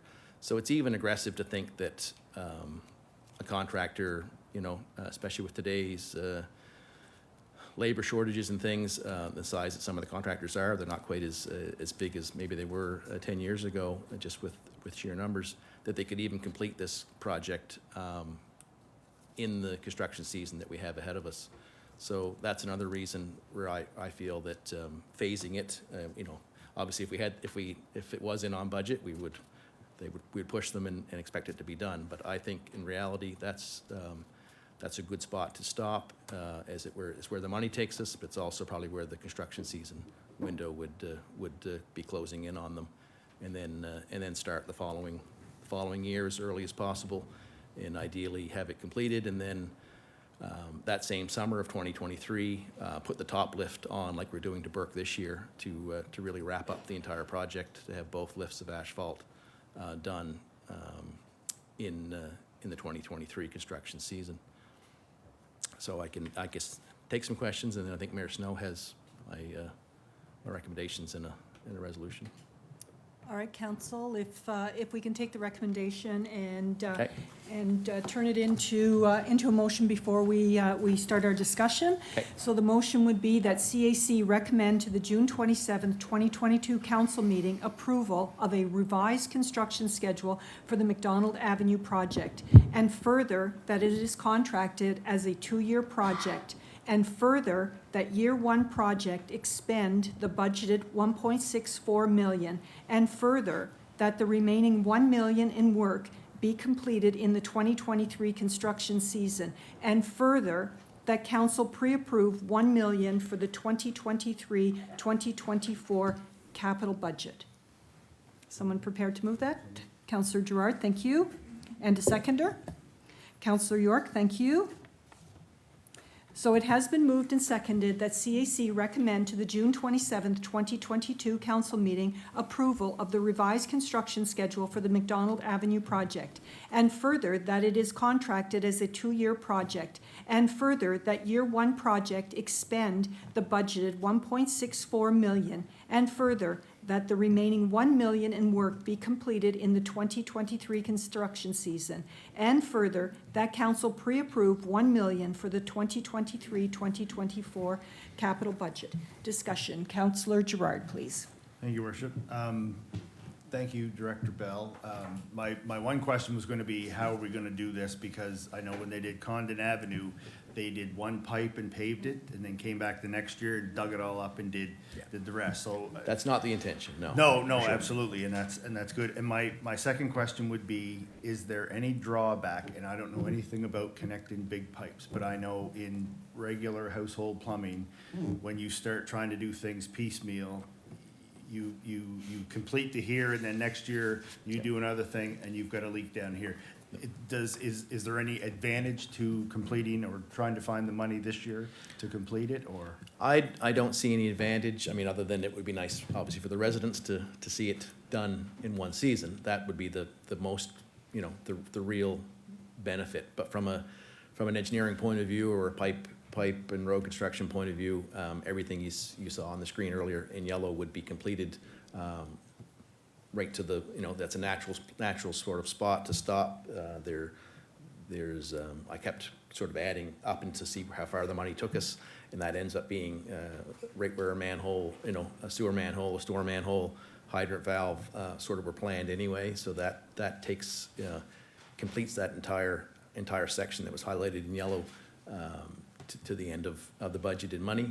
So there's no good engineering reason to try to say do it in one phase. Otherwise, we would have loved to have done it in one phase had it come in at where we hoped it was, based on even 20% increase over last year's prices, but not at the 50 to 75% increases that we saw, which is just, I suspect, going to be a trend we're going to see for a good number of years to come. So we've got to budget more for streets of any length, those new prices per meter that we used to pay $2,000 a meter. Now we're paying upwards of $3,000 a meter to complete a full infrastructure replacement like this. So big money. Okay. Thank you. You're welcome. Deputy Mayor. Thank you, Worship. So just sort of back to my question of Director Kroll in terms of it coming out of 3 different line items on the budget: the water utility, the sewer, and the capital streets and storm sewer. So I've got a couple of questions here. I'll just sort of try and tie it all into one. So the additional $1 million that it would cost in the ensuing year, is that under a fixed price contract, or could that, could that vary in the ensuing year? No, they will sign, they will hold their prices. It's a unit price, so it is like a fixed price contract in the sense that they get paid, so much a meter for sanitary sewer, so much a meter for water, so much a meter or foot or whichever you want to measure it in for water laterals. And then for the street itself, it's so much a ton for gravels, so much a meter for curb and all that. So it's, they're willing to hold their price for a 2-year contract. It gives them, a project to start in the 2023 season and can start early, even before, essentially before budgets are fully ratified. So, yeah, there is some risk. They may choose to buy the pipe all this year, and with the risk of it even going up further. But that would just be them to have the materials ready to put them in the ground in 2023. So no, it is a fixed price. It won't change. We always have a contingency of 5% or more in the project for unforeseen things, but Yeah. in general, it's fixed. Yeah, so in terms of, kind of back to my question of Director Kroll, knowing that we have some of those monies in reserve in those 3 separate buckets, so to speak, even though we have that, it wouldn't be your recommendation to use those funds in this year, because you're also thinking too that we might be hard pressed to get the contract fully done. That's part of it. Every week that goes by is one more week that they're not laying pipe, but Yeah. it's possible. Director Kroll, she didn't have the numbers in front of her. I should have maybe prepared her a little better for the potential question. But sanitary sewer, as you'll see in my upcoming presentation on those budgets, is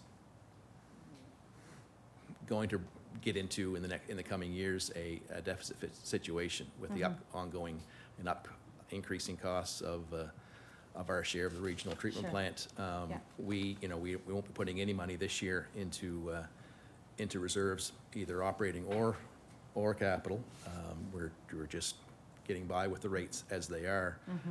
So the capital reserve will be depleted from 140,000 down to 80,000 over the next, by this time, by March of 2023.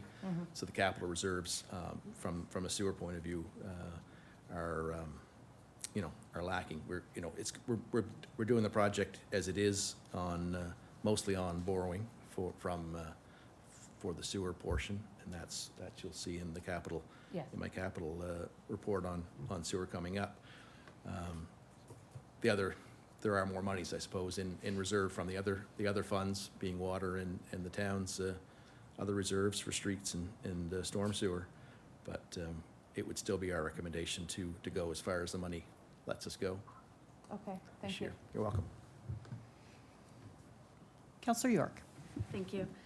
And my apologies if this is not the appropriate time to ask, so feel free to just pass the buck.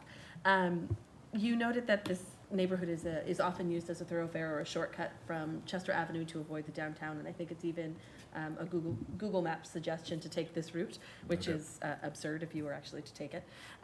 Is this the time to explore some built infrastructure for traffic calming in that neighborhood? I know Forest Hill specifically, this council received some correspondence early in our term about their traffic concerns on that street in particular. Is this an appropriate time, and are you the appropriate person to speak with as we think about perhaps built infrastructure to calm traffic through that area? I'm the right person, I believe, Councillor York, but it may not be the right time with respect to Mcdonald Avenue. I don't think much could be done. Again, if you look back to the sketch that was up prior, it does, as we all know, Mcdonald Avenue narrows down to almost a one lane as it crosses over the little gully ravine there, and then you come on to Forest Hill and you go right down to Chester Avenue, or you go up through the narrow parts of Forest Hill where it's very residential and steep and narrow.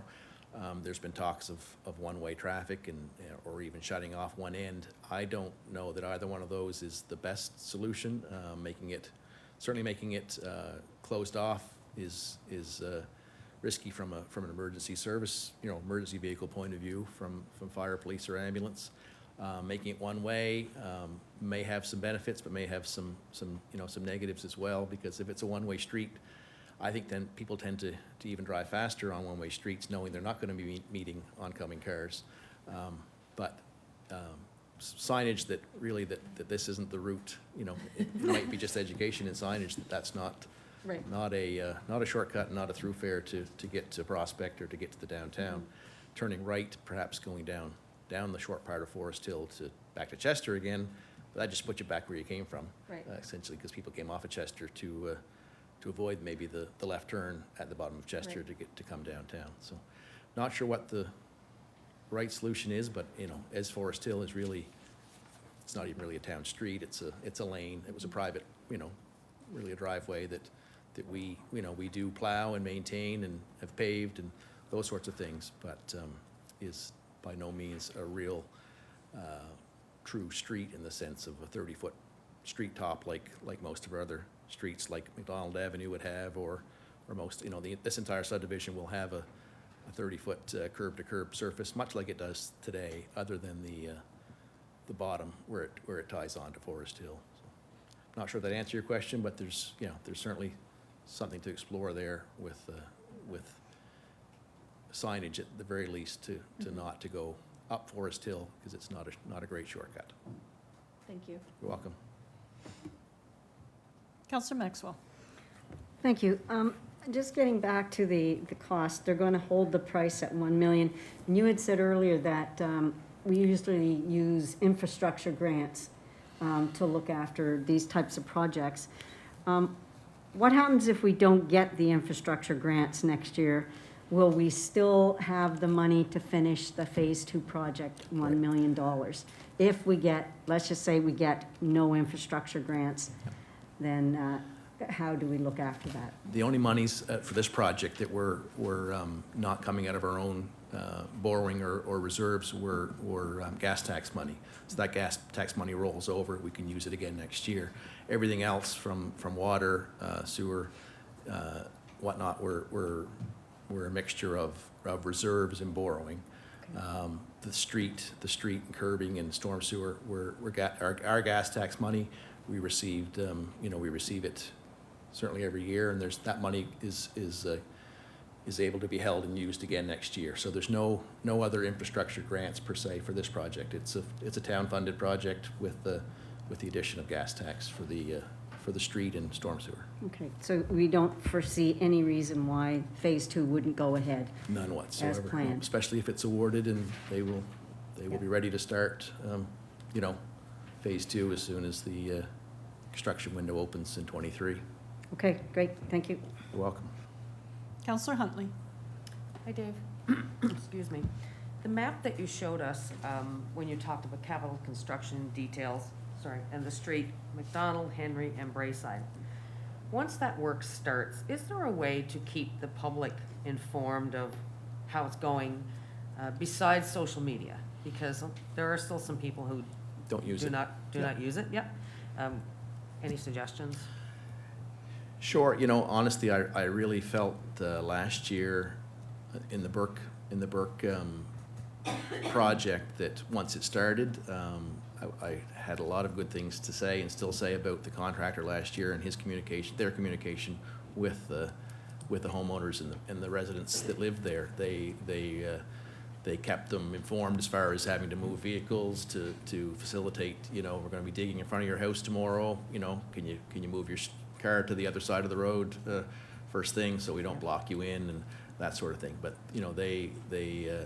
they all seem to work that way today, and we actually have the same contractor. The low tender is the same contractor that did Burke last year, but they've always been a great contractor to work with and do great communication with the public, because they're there for 5 months, and they become known and recognizable to the residents, and it really, to me that's the best way once it starts. Certainly prior to it starting, we'll be doing handouts and social media posts and that sort of thing. But once it gets rolling, it's mostly with their communication and our presence too. We're there as representatives from the town will be there as an inspector on site to also help bridge that communication. Thanks, Dave. You're welcome. Are there any further questions for the director? If there's no further questions, are you ready for the question? The question is that CAC recommend to the June 27th, 2022 council meeting approval of a revised construction schedule for the Mcdonald Avenue project, and further that it is contracted as a 2-year project, and further that year 1 project expend the budgeted 1.64 million, and further that the remaining 1 million in work be completed in 2023 construction season, and further that council pre-approve 1 million for the 2023-2024 capital budget. Voting is now open.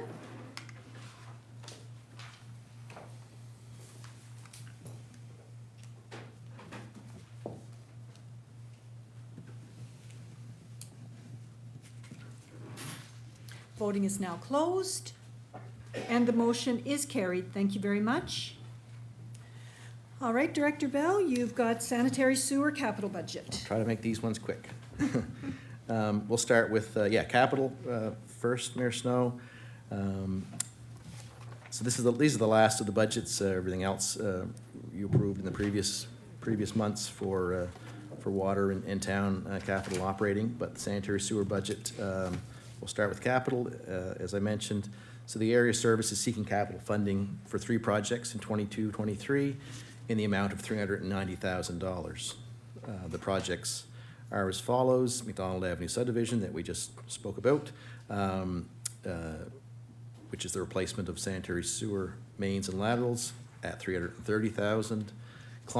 Klondike Street, force main replacement, which is a project the municipality of Kings is going to be replacing.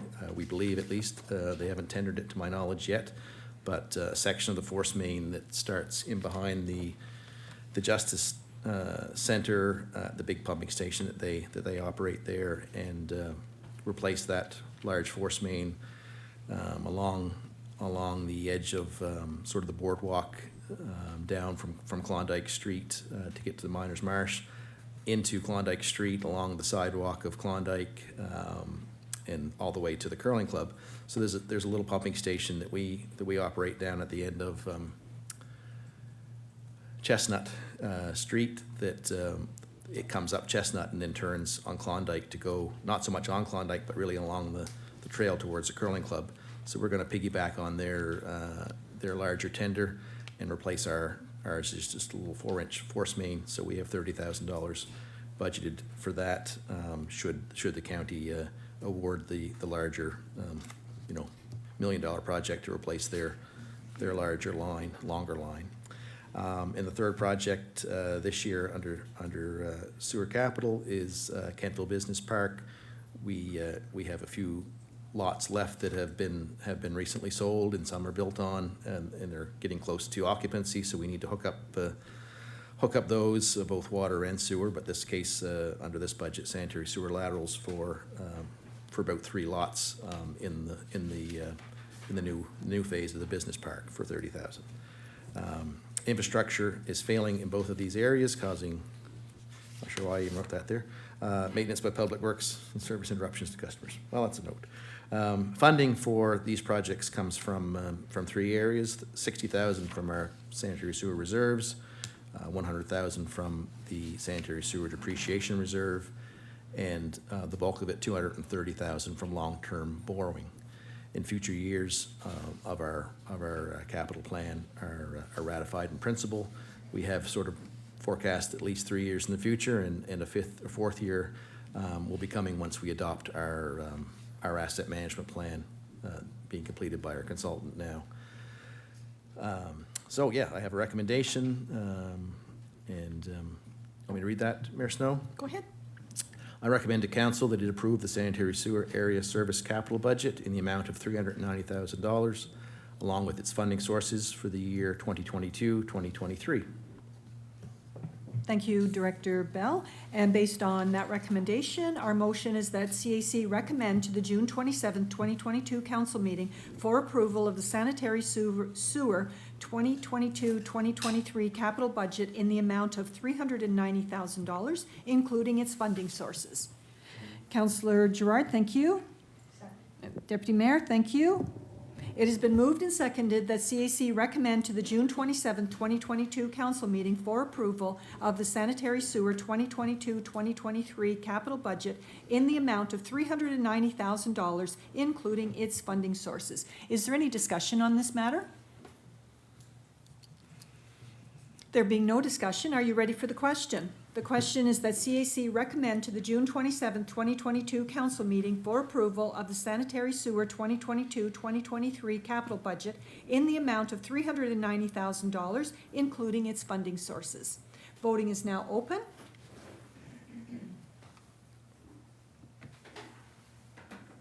Voting is now closed. And the motion is carried. Thank you very much. Director Bell, the mic is yours again. Okay. Lastly is the sanitary sewer area service operating budget for 2022-2023.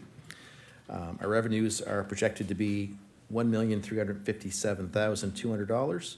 This is an increase of an estimated increase of $51,200 from last year, or about 3.9%. This is due mostly to residential growth and building with the municipality of Kings.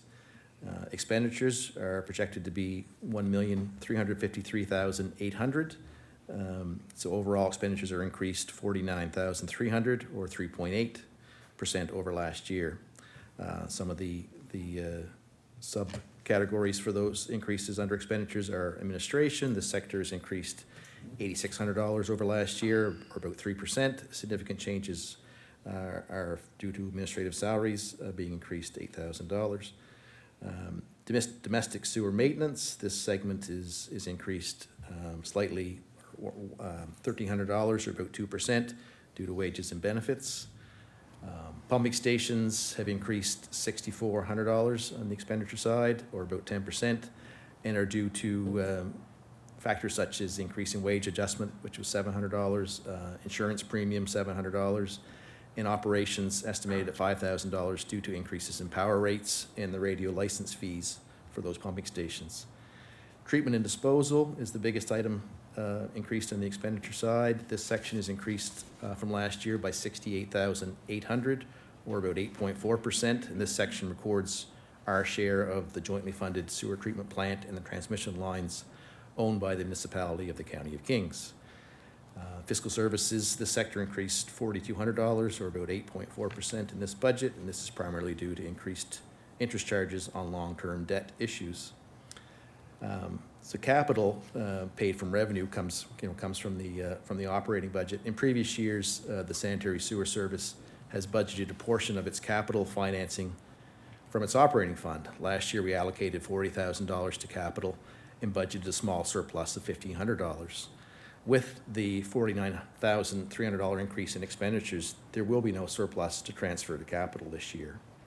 So as well, transfer to reserve, the area service attempts to tuck away monies each year to either its operating reserve or its capital reserve in order to ensure stabilizing the rates and to provide a pay-as-you-go capital.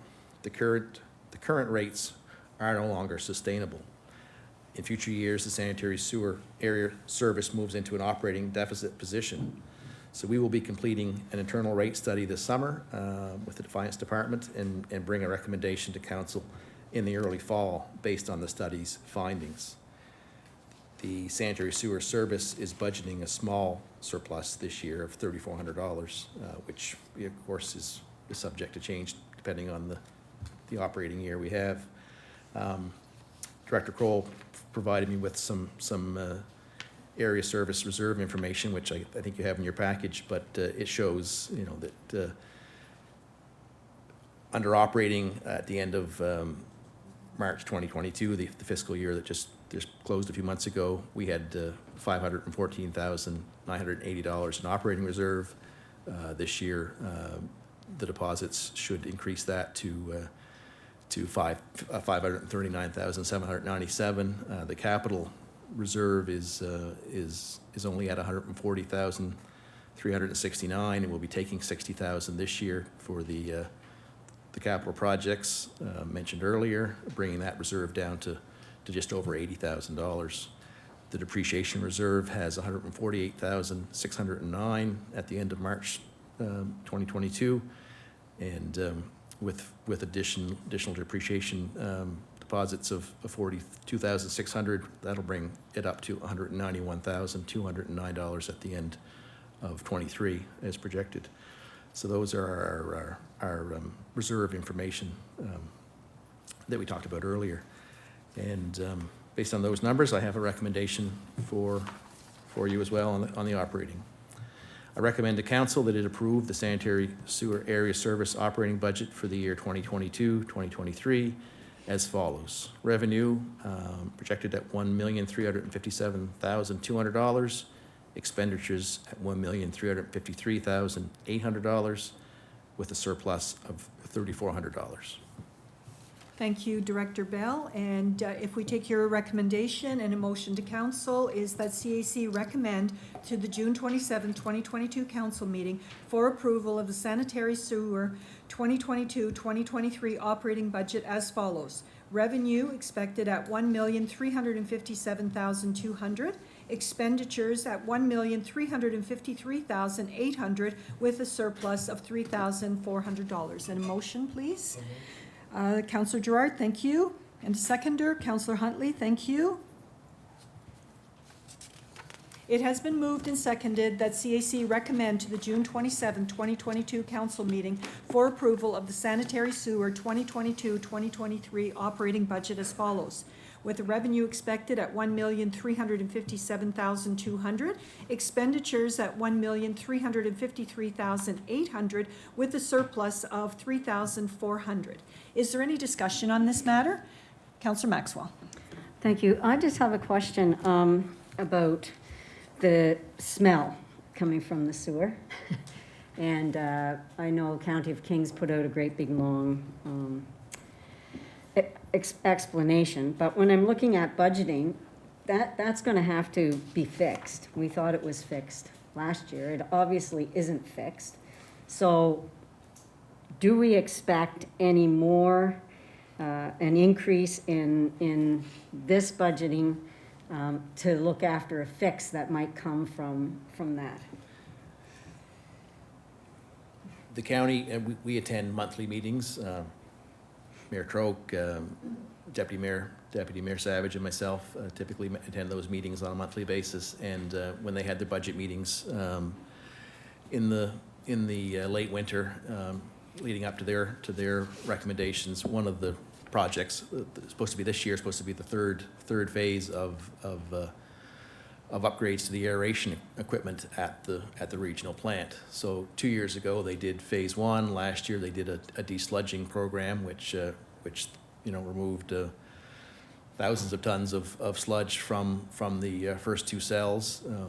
And this year, it's my understanding that funded through capital and funded through operating really, and capital to do the final phase of that project.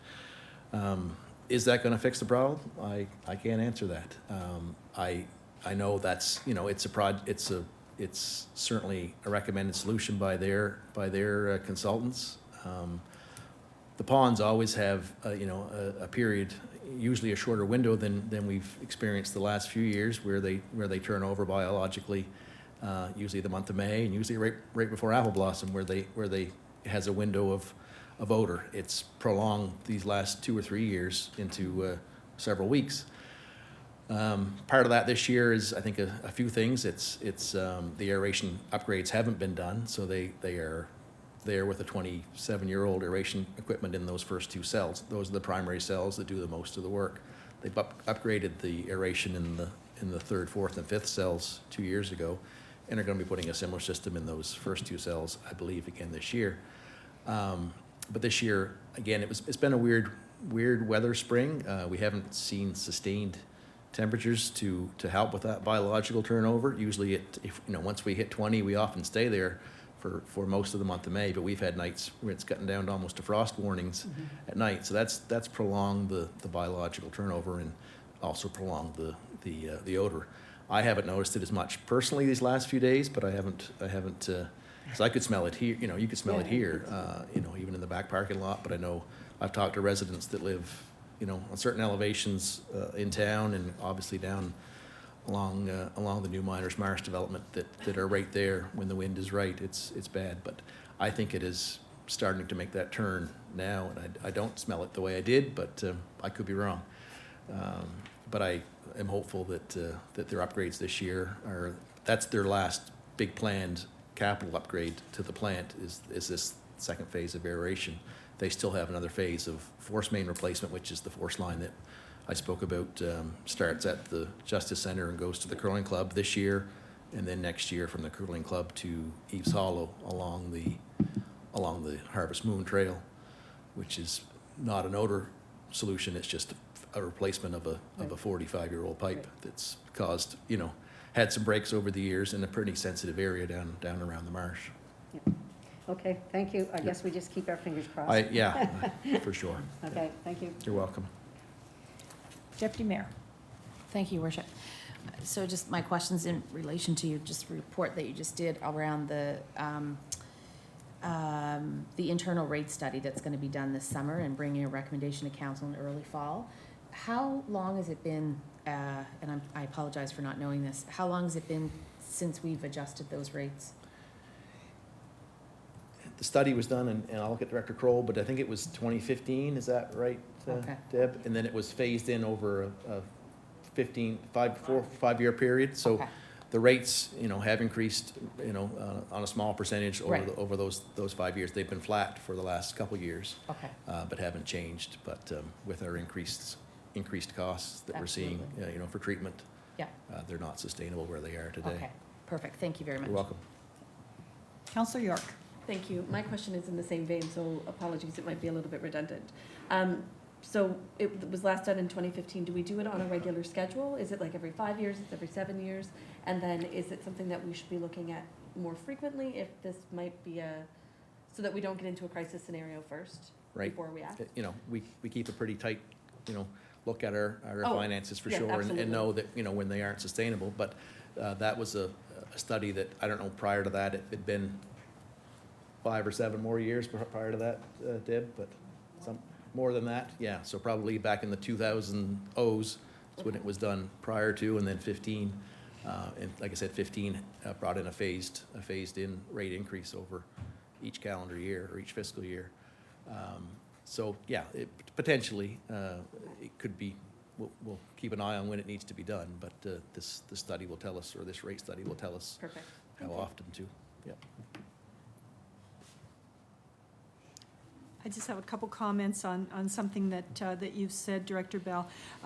One, just for council, is that Kentville has been very diligent at maintaining a depreciation fund for our sewer system, our sanitary sewer system. It's not a requirement. However, it's something that we've done. And, when you start looking at our bigger and our wider asset management, this is really good business from that perspective. The other thing, I guess, Director Bell, I know I've said it to you probably 100 times that at some point we really have to start turning poop into power. Right now, 65% of our budget is going to Kings County for treatment and disposal of that stuff. And the reality is our lagoon's really where we should be in 2022 and going forward. I had the distinct pleasure today of attending the NSCC convocation. There were 3 classes graduating over the day, and President Don Bureau spoke at each one of those convocations. And one of the things he told this story about during the war, how Einstein was a professor at MIT, and one of his teaching assistants gave his class the same test that they had at a different point in their 4-year study period. And Einstein said, the test is not the problem. what we will get is new answers. And what Don Bureau challenged his students with was to come up with bigger, better, bolder answers to the same old questions. And maybe, you know, it's time that, that Kentville take the lead on this and look at, you know, what we're doing with our sewage. There is funding available from FCM. Councillor Huntley and I did the FCM junket a week ago, I guess, and we had the opportunity to speak to the folks at FCM, and so we've made some contact there, and there is funding for studies at 100%. So this could be of great value to us when we're looking at 65% of a budget that we basically don't control. So I just throw that out there to you, and if there's no further questions or discussions on this, I would ask if you are ready for the question, is that CAC recommend to the June 27, 2022 council meeting for approval of the sanitary sewer 2022-2023 operating budget as follows. Revenue expected at $1,357,200, expenditures at $1,353,800, with a surplus of $3,400. Voting is now open.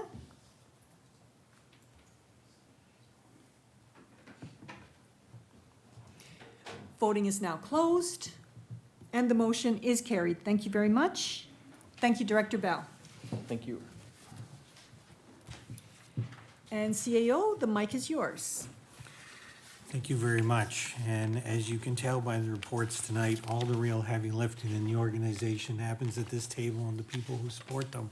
So I want to say thanks again for all the hard work and all the overtime that you put in to make this town run as smooth as it does.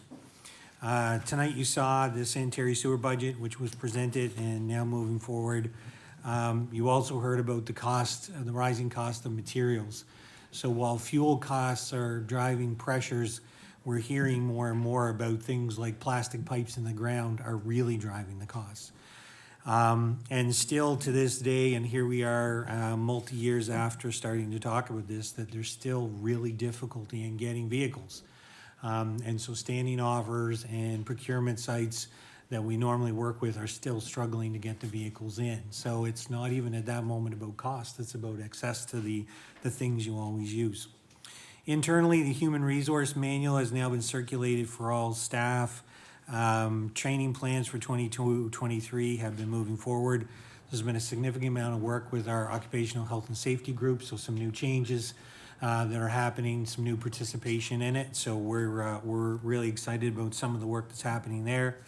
On an intermunicipal, seeing the work with the CAOs is ongoing. We heard that the facility study work, there's a report has now come back that there's going to be some meetings on in the coming weeks. Boundary review, so the work has begun by staff as directed by council. The website has been updated, and at the time of writing this, we had 28 responses. That is almost as many responses as we had in the entire boundary review that was done previously. So we're expecting to get lots of feedback on this. So for those, please continue to share the survey with your networks. We're looking forward to getting even more feedback as we go along. With regards to some of the policy and bylaw work, I'm going to discuss tonight the feasibility of the PACE program. The noise bylaw, we were going to move ahead tonight, but the solicitor and I have some more work to do, as well as we do with the heritage bylaw, which is in the draft stage, and there's some more work happening there. And there's a number of RFDs that come forward with regards to committees and committee structures, and so that's some work that is going to be coming forward as well. For myself, I've been involved with the audit committee, the rent audit committee, accessibility committee, had an opportunity to meet with the chair of the police commission and a number of the executive with the PACE program and with KBC. So respectfully submitted, happy to take any questions. Thank you, CEO. Are there any questions for the CEO with regards to this report? Councillor Gerard. Just a quick question. Do you expect this year and possibly future years to be similar to what we saw tonight with Director Bell, where we put things out to tender and it's out of the ballpark and staff's coming back going, we'll do partial, we'll try to find more money? through the chair, I believe it'll depend on the project. So we're hearing about the resource challenges, particularly labor. So smaller organizations may be struggling to be able to get in on certain jobs and therefore wouldn't bid them. So where you might have seen 4 or 5 bids in the past on a Burke subdivision, and perhaps you see 2 or 3. And so that definitely impacts where you're going to go. I also think, though, the bigger the project, the more interest you're going to get in it. So I think that type of, if it was something that was a major infrastructure project, I don't think you would see quite the inflationary jump that you would see in this. And I know from a perspective of when we're talking about the number of meters that are being worked on here, it's fairly big. But we're out there in the market when you've got transportation and public works and everybody else putting out multiple times, tenders. So I think the pressure is upward. I don't think it's going to come downward anytime soon. I think right now the piece that maybe surprised us is we didn't see quite the jump in things that would be more related to diesel. But we did see obviously an excessive jump in things that are related to things like plastic pipes. So, Thank you. Councillor Zabia. Thank you. CAO, I think we should try to have a system here where most of us here, we bring things to the table monthly or whatever, and it could be a minor issue that we find on the street or we hear from a citizen. And we mention them here in a meeting. It just seems that they fall off the wagon, and we don't really know what happens after we bring the issue to the table. And I mean, I know the directors are busy and sometimes things get missed and slipped, and it'd be nice to have some kind of system where if I bring something tonight and we all agree that's a problem, to know what happens with it down the line. Because I know there's been things I brought in the last year and a half, and for whatever reason, we don't know if there's an update. Was it done? Could it be done?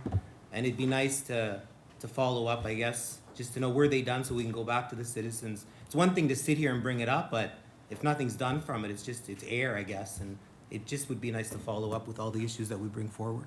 Thank you. So thank you for that, Councillor. I appreciate it. 2 things I would say. Internally, we have a tracking system we use, which is E11. Now it's really operational, so it's down to the nitty-gritty of pothole, curb, whatever, and I appreciate that. We do have a system that we come out of these meetings with different action items, and those we work on, we talk about them at SAC, and we move them through. I'd be happy to kind of look at taking that grid and bringing that kind of as maybe my update to council, if that would be helpful every 2, like I do CAC, but maybe my update to council, I could even bring that in as something that we could update council on. So maybe we can try it and see if that's helpful. Yeah, like I said, it would be nice if Councillor Maxwell or anybody brought something forward tonight that citizens had an issue with, and then I don't hear about it again, so I don't know, was it corrected or wasn't it? And the citizens may feel that we've voiced it, but there was no action, so yeah, that would be great. Thank you. Are there any further questions for the CAO? Staff reports have been presented and are part of the record of this meeting. So we've been here for 2 hours. I would suggest that we take a break so we can charge our water and biological, and we return to the table. It is 7:56. If we return to the table at 8:05, we could finish or get moving with our unfinished business meeting.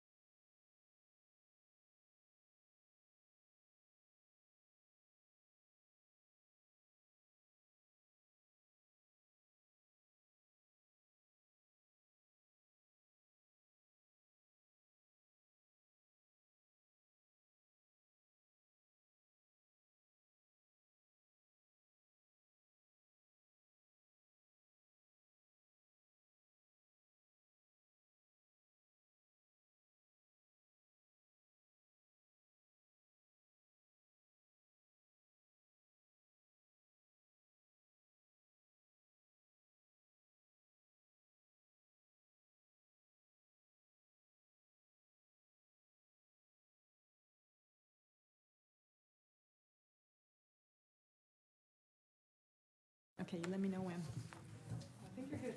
Okay. All right, we will move on to Part 6, our unfinished business. And the first matter that we have under unfinished business is property assessed clean energy, the PACE update. And CAO, if you could take us through the briefing note, please. Thank you very much, Mayor Snow. So we had the high-level view presentation back in March from Julian Boyd who was the president of PACE Atlantic. And as part of this, we hear about the $300 million FCM program. And of course, about $150 million of that has already gone out to various communities. So here in Nova Scotia, we've heard about some of the work that's happened in Wolfville. I know their council is going to begin an update on their program within the next couple of months. But we also hear about the work that's been going on, particularly in Prince Edward Island. But the second component to this, which really is the first component of this, is about basically a program, designing it for your community and having councils look at what that would look like, what should be in, what should be out, what should be the size, so on.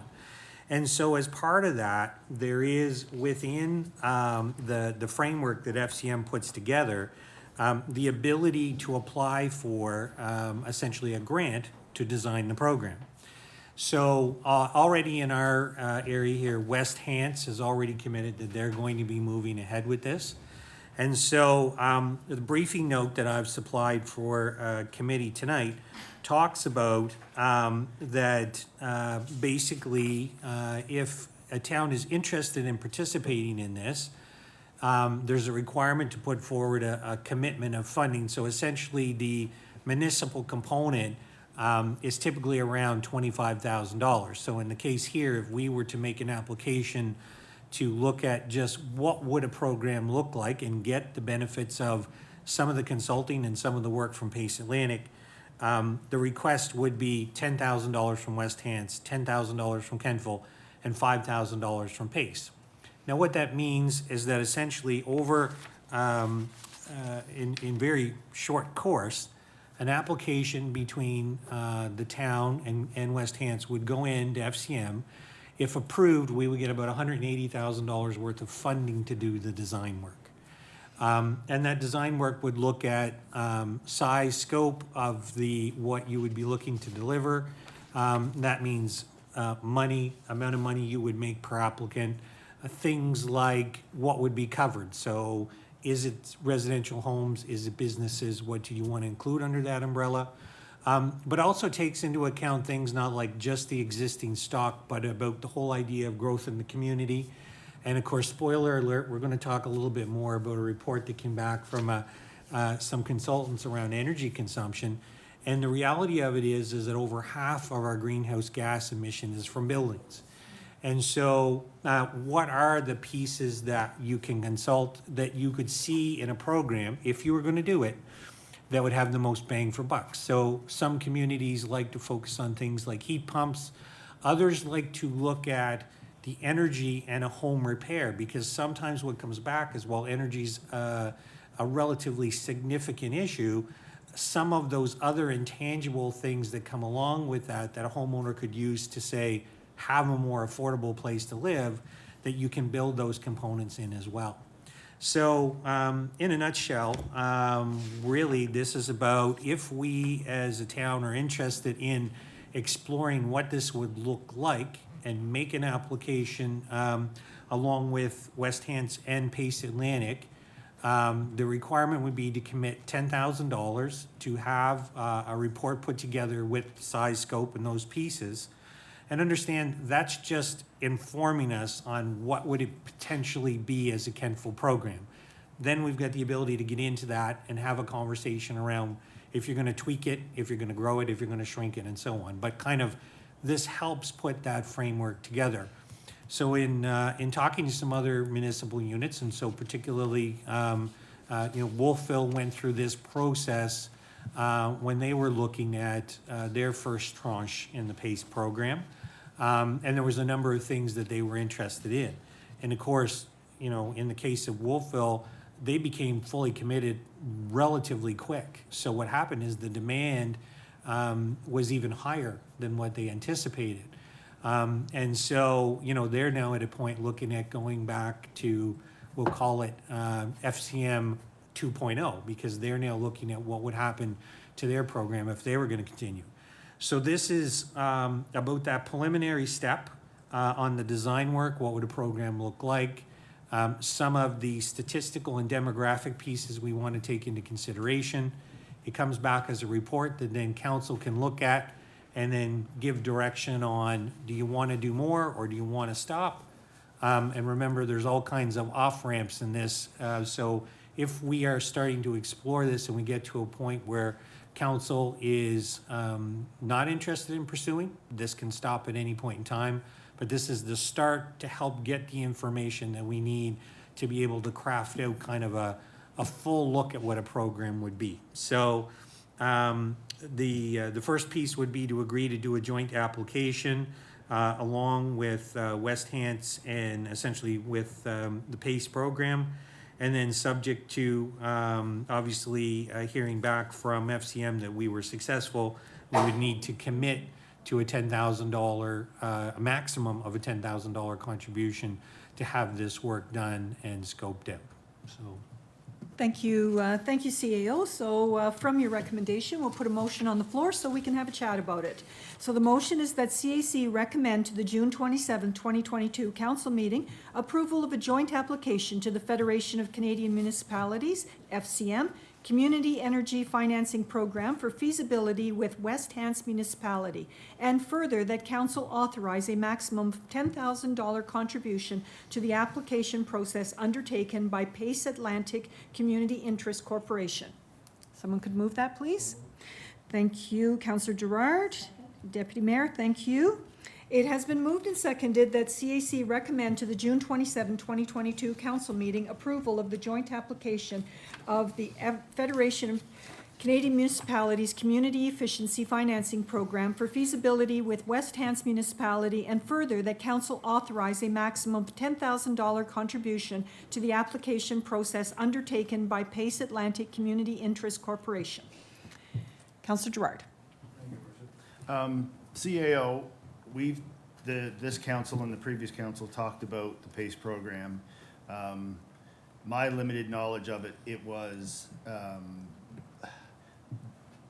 drawing on programs that were already available through Nova Scotia Power, Efficiency Nova Scotia. Is that what, and I know this is probably the most detailed PACE thing that I've seen. But is it just that, all wrapped up in a neat little, everything's all here, or is this much more than just incentives through those entities? So I think the first part is, you're right, the initial PACE program, first of all, where it is now is not where it was even a few years ago, because the backstop of the program is greater than it used to be. So a significant amount of risk was eliminated by FCM, basically backstopping these programs. And while there was a rush, if you will, to that kind of $300 million number, a number of municipal units, and particularly in Prince Edward Island, are using more and more private capital contributions, so lower interest rates and so on from whether it's banks, whether it's investment community, whatever may be the case. So part of that is the information you kind of want to look at, is that there's if the funding came from FCM, but what if it didn't and you needed it to come from somewhere else? But then the second part is that the size of these programs, there may be many communities that have already had a whack of a particular product put out there. So let's just say if every home in Kentville already had a heat pump, well, putting the heat pump program component of this probably wouldn't make sense. But then second to that was, some of these are also very heavy on the navigation. So for someone who applies and you get your efficiency piece, sometimes there's a greater walkthrough on how rebates work and so on, versus others. In other places, they've said, no, look, it's pretty well already done by, let's say, the province, so we don't have to be as heavy on that front. I think the other part that comes out of this is, do you try to administer this yourself, or do you third party it to a group like PACE? So most communities, and I actually think Wolfville's probably the exception here in Nova Scotia, who did most of the administrative piece in-house. And so with that, there's some cost plus benefit. So if you're doing it yourself, what are your resources needed to do it, but also what do you want as an actual cost for administering versus if you third party, all that cost goes somewhere else, but you also kind of lose control of the communication side of it. So, you know, I would say there's about 4 or 5 key pillars that kind of need to get really crunchy for Kentville before you can kind of say whether you want to do something or not do something. And then I think ultimately the ultimate ask is, are you going to go after the FCM money or would you consider some hybrid? And at this moment in time, I think till you see the numbers and what the cost is, that you really can't answer that question. Something the CAO didn't mention was that you can actually stack grants using this model. So if you, I'm going to say the traditional heat pump. So there would be the Nova Scotia rebate, and then there would also be the Canada Homes rebate. So you could have those 2 rebates plus a preferred interest rate with a, let's say, if we went that way, a town of Kentville. The other thing as well is that the town of Kentville is very fortunate because we already have a PACE bylaw in place. One of the things that we learned at FCM is that most of the provinces across Canada do not have PACE and can't access this money. So that's why there's so much of this money sitting there. Now, the CAO did mention that Wolfville spent out their money quite quickly. The town of Wolfville actually bought into this program so highly, they outstripped what the city of Toronto was doing in a 4-year time period. So it was absolutely incredible how much people wanted to go for this. The other thing is that this money is not coming out of our bank account. So we don't have to use our bank account to fund this. We're getting the money from FCM to fund it. So from that perspective, it's like getting one of those 0% car loans. So I just add those things to the discussion. Councillor Maxwell. Thank you. CAO, I'm just wondering, have we already budgeted the $10,000 for this? Or if we haven't, where would we budget it, or where would that money come from? And if it is budgeted, where in the budget would you find it? What I would suggest is that, you know, direction given to the CAO to find it is one way to go forward. But more importantly, I think at this moment in time, I would just look at it as coming out of one of our operational reserves for $10,000 to design the program. Okay, thank you. Are there any further questions for the CAO? Deputy Mayor? Thank you, Worship. Sorry, and I think I know the answer, but I'm not 100%. Sorry, yes, that 180,000, when you talk about funding of 180,000, that is non-repayable back, right? That's a full grant. Gotcha. Yeah, thank you. Sorry. Are we ready for the question? The question is that CAC recommend to the June 27, 2022 council meeting approval of a joint application to the Federation of Canadian Municipalities Community Efficiency Financing Program for feasibility with West Hants Municipality, and further that council authorize a maximum $10,000 contribution to the application process undertaken by Pace Atlantic Community Interest Corporation. Voting is now open.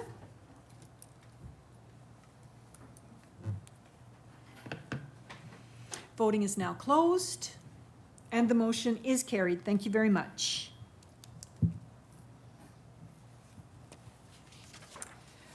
All right, CAO, we have our next item, Town of Annapolis Royal Title Proposal. If you could brief council on the Town of Annapolis Royal Title Power Project. Thank you, Mayor Snow. Back in March, I initially received a request from the Town of Annapolis. And so this documentation was actually gone to our investment committee. And to look at it is seeing if this was something that could potentially become an opportunity, where this is the pilot for the Town of Annapolis. So the Town of Annapolis is put together a proposal that would see small-scale turbine systems to generate electricity. The idea behind it is that over an 18 to 24-month period, a series of turbines would be tested to see for their feasibility to basically become an ongoing concern. The applications that they made is for a $335,000 pilot program, and as part of that, so this is under the municipal green funds. As part of that, there's a required contribution by partners for $67,000. So the town of Annapolis, the town of Middleton have already committed to the project, and they're looking for one more partner to be part of this and essentially to buy into the pilot. By doing so, should the pilot then become a permanent ongoing concern, you are now a permanent partner and to go forward on it. So the pilot, at this point in time, there is a request for $22,300 over a 2-year period. So that would be $11,150 per year. The rate at this moment in time, the expected rate of return is they're expected to basically sell the electricity at $50 per kilowatt, or 50 cents per kilowatt hour. And so at this moment in time, the pilot is not anticipated to have a rate of return. It's about getting it up and running, getting the feasibility. What happens is at the end of 2 years, there is, under the Utility Review Board, there is a program called FIT, which is an ability through the Utility Review Board for these small-scale turbine applications to get a guaranteed rate of 53 cents a kilowatt. So at that point in time, you would be looking at an ongoing basis, making a return on your investment. But again, that assumes that you would have to go through a pilot, have the proof of concept, and that as part of that proof of concept, then make an application to the Utility Review Board. These kinds of projects, we hear about them all the time on a large scale and how much they cost. This is about smaller technology in a smaller tidal environment than what you would see obviously in something like the Bay of Fundy or whatnot. And so the request to council would be, if council is interested in participating in this opportunity, would be over 2 years to commit to $22,300. At the end of the 24-month pilot period, the town would then be an equal partner with the other partners in owning a small-scale tidal project, and would then be eligible for any returns that would happen in applying for the FIT program through the Utility Review Board. Thank you, CAO. If we take that recommendation and put it to motion so we can put it on the table to discuss, is that CAC recommend to the June 27, 2022 council meeting for approval of a partnership with the town of Annapolis Royal in support of a green initiative tidal power project at a cost of $22,300 over 2 fiscal years. Thank you. Second? I'll second it. Thank you. It has been moved and seconded that CAC recommend to the June 27, 2022 council meeting for approval of a partnership with the town of Annapolis Royal in support of the Green Initiative Tidal Power Project at a cost of $22,300 over 2 fiscal years. Deputy Mayor. Thank you, Worship. May I ask a question to CAO? Of course, CAO, yes, please. Could we get in on the back end, let the influx of cash go in from other partners, and then if it's looking like it's going to be feasible, then we could get in at that juncture? I think in order to access the monies that they were getting to make the $335,000 for the project, they would need to have another partner. I mean, alternatively, if we weren't involved, then obviously the 2 partners would have to come up with likely more funding. And I think it's about having a motion that gives the commitment that then is part of their application in order to get the residual funding. Would it be in order to ask what your recommendation is? I think in this case here, and I would hate to personalize anything when I'm trying to provide advice. If council is interested in being involved in small-scale electrical generation, because I know the town once was involved with electrical generation, and looking at kind of getting your toe in the water and seeing where it is, this is a relatively inexpensive way to get in. On the flip side, if the town is kind of at that place where, you know, you are seeing this as more of something once you fully scope out what your green plan is gonna be like, then you might pass on something like this now in order to say we might make an investment later on down the road. I kind of see that as the continuum, and it's more of what is council's desire than necessarily what my preference would be on something like this. Okay, thank you. Councillor Gerard. Thank you, Worship. I had similar questions for the CAO. Is it possible that we can defer this or whatever to next CAC and get our engineer or somebody that knows how feasible this is? Yeah, I don't think there's, you know, while this ask was made some time ago, and I believe they're proceeding, at least, you know, from a perspective of all the application and whatnot getting in. I don't believe there's a requirement to have an instant answer on this, so I'm certainly happy to work with Director Bell on the front end of that. I've had a number of conversations with the CAO in Annapolis, and I've gotten lots of information back, but it is very high-level information until they start getting their data back on what this would look like. So certainly I certainly can put together more of that technical look with Director Bell's assistance. Okay, thank you.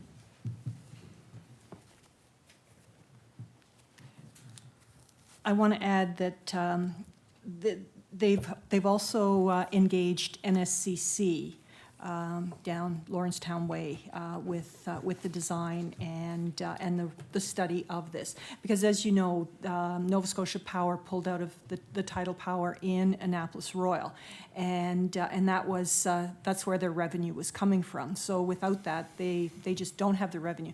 The other thing I'll put on the table is that if you think about area, and you know, the towns of Berwick, Mahone Bay, and Antigonish, and those windmills that we see on our trip to Halifax.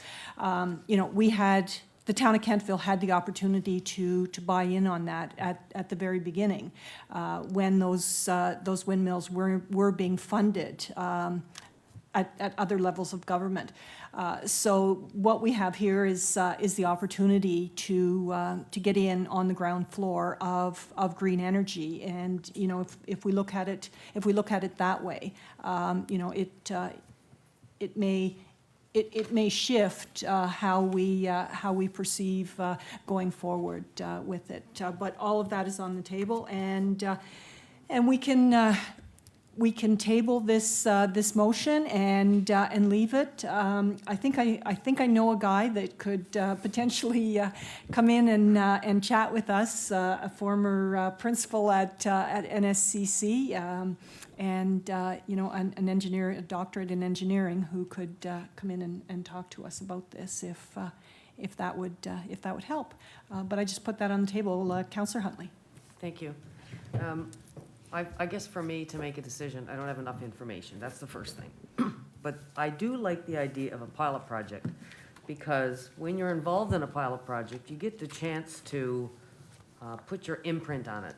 So what works, what didn't, and as it can be successful, you feel like you've had a part of that, and then you look like you are the person that the go-to everybody comes to, right? So I like the learning part of the pilot. I just need a lot more information.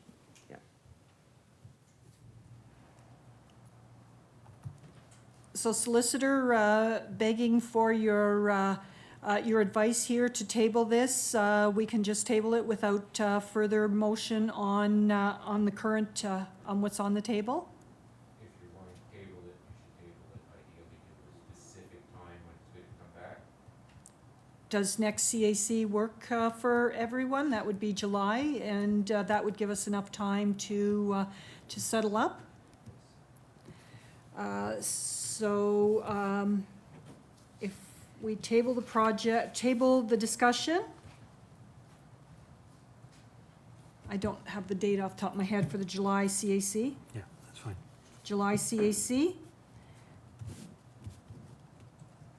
Councillor Gerard, will you continue with the motion on that? And Deputy Mayor as the seconder? Yeah. All right. So are you ready? Are you ready for the question? The question is to table the discussion on the Town of Annapolis Royal Tidal Power Project until the July CAC meeting.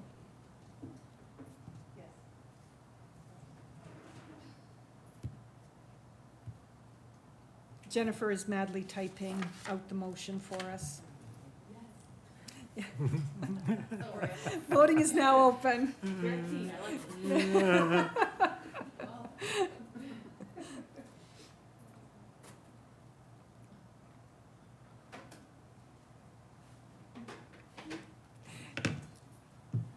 And voting is closed, and the motion is carried to table the discussion until July CAC. CAO, if that could get to our agenda for July CAC, please. And our next item of business was added, and this is the KBC update on the AT. And Deputy Mayor, you have the mic. Thank you, Your Worship. So at the last council meeting, CAO Troke and I were tasked, or directed, I guess, to work with KBC on next steps around having an AT information session. So we had a meeting with Genevieve and with Paul, the executive director and the chair of the KBC board. And KBC are happy to hold a meeting for folks to learn more. And the email has already gone out, and it will be taking place Tuesday, June the 1st, between 4 and 5 p.m. upstairs at the Kentville Rec Center. The information session is being hosted by KBC as a way to keep businesses and organizations informed before the construction begins. And just the little note that they put in here is that the AT plan is a culmination of the years of planning, strategizing, and engaging stakeholders through public drop-ins, walks and talks, youth and senior workshops, and online surveys. So everybody is encouraged to attend the information session. Oh, that's all I have. Councillor Huntley. Thank you. I just had one question. I was just wondering, is it possible to have more than one meeting on that information? It could be a 4 to 5, maybe somebody can't make it and they really wanted to get, I just didn't know if there was a second option, that's all. Yeah. So when we held the meeting with Genevieve and with Paul, we talked about the timing piece of it. And Genevieve said, based on her discussions with business owners, that it's preferable to have it at that 4 p.m. time. Because she said when they hold meetings later in the day, business owners tend to go home and not come back. I'm happy to go back to her and ask if she would do if they would do a second meeting, but that's just a little bit of feedback around how that time piece came up. That was what she suggested would make more sense. Is it possible that we would be able to do Zoom with that as well? I don't see why not, but I'm not running the meeting, so I can certainly check with them. Sounds good. Absolutely. More than happy to. Councillor Zavian. Thank you. Through the chair to Deputy Mayor. Just wondering, I had emailed on the weekend about possibly changing the time. Now, I spoke to many people in the business community in the last week or so, since that came out, I think on Thursday or Wednesday, whatever day it was, and I just find 4 such an awkward time. People are at work, and I don't know who Genevieve spoke to, but I mean, I definitely have never spoken to her about time, so I don't know who she's gone around the block, and I guess where it's starting, and it would kind of be imperative to make sure that those people were specifically invited, people that are going to affect the most, right? Like on Station Lane and as you go up through. So to me, 4 o'clock seems like an awkward time to have a presentation. People are going home for supper and leaving work, so I would have assumed it would have been at 7. Just seems like an easier time for people to attend, and just that's my take on that. I think 4 o'clock is just an awkward time to hold something like that. Thank you. May I respond through the chair?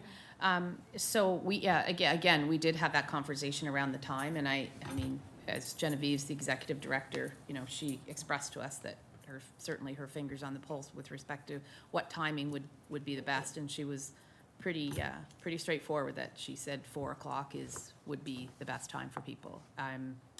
and where it's their meeting, and I have to trust that, you know, she knows what's best. I'm happy to go back to her and see if she would like to do it at a later time, but she was pretty specific when we had the meeting, so, based on her interactions with business owners in the community. Councillor Zabian. Thank you, Mayor Snow. Just a comment, I understand that she's hosting it, but it's our directors that are presenting, correct? Director Bell and Director Bedingfield are the presenters? That's what I've read. CAO. They are going to do the same walkthrough that council had, so it's the same. So we've been invited to be part of that in order for them to do the walkthrough.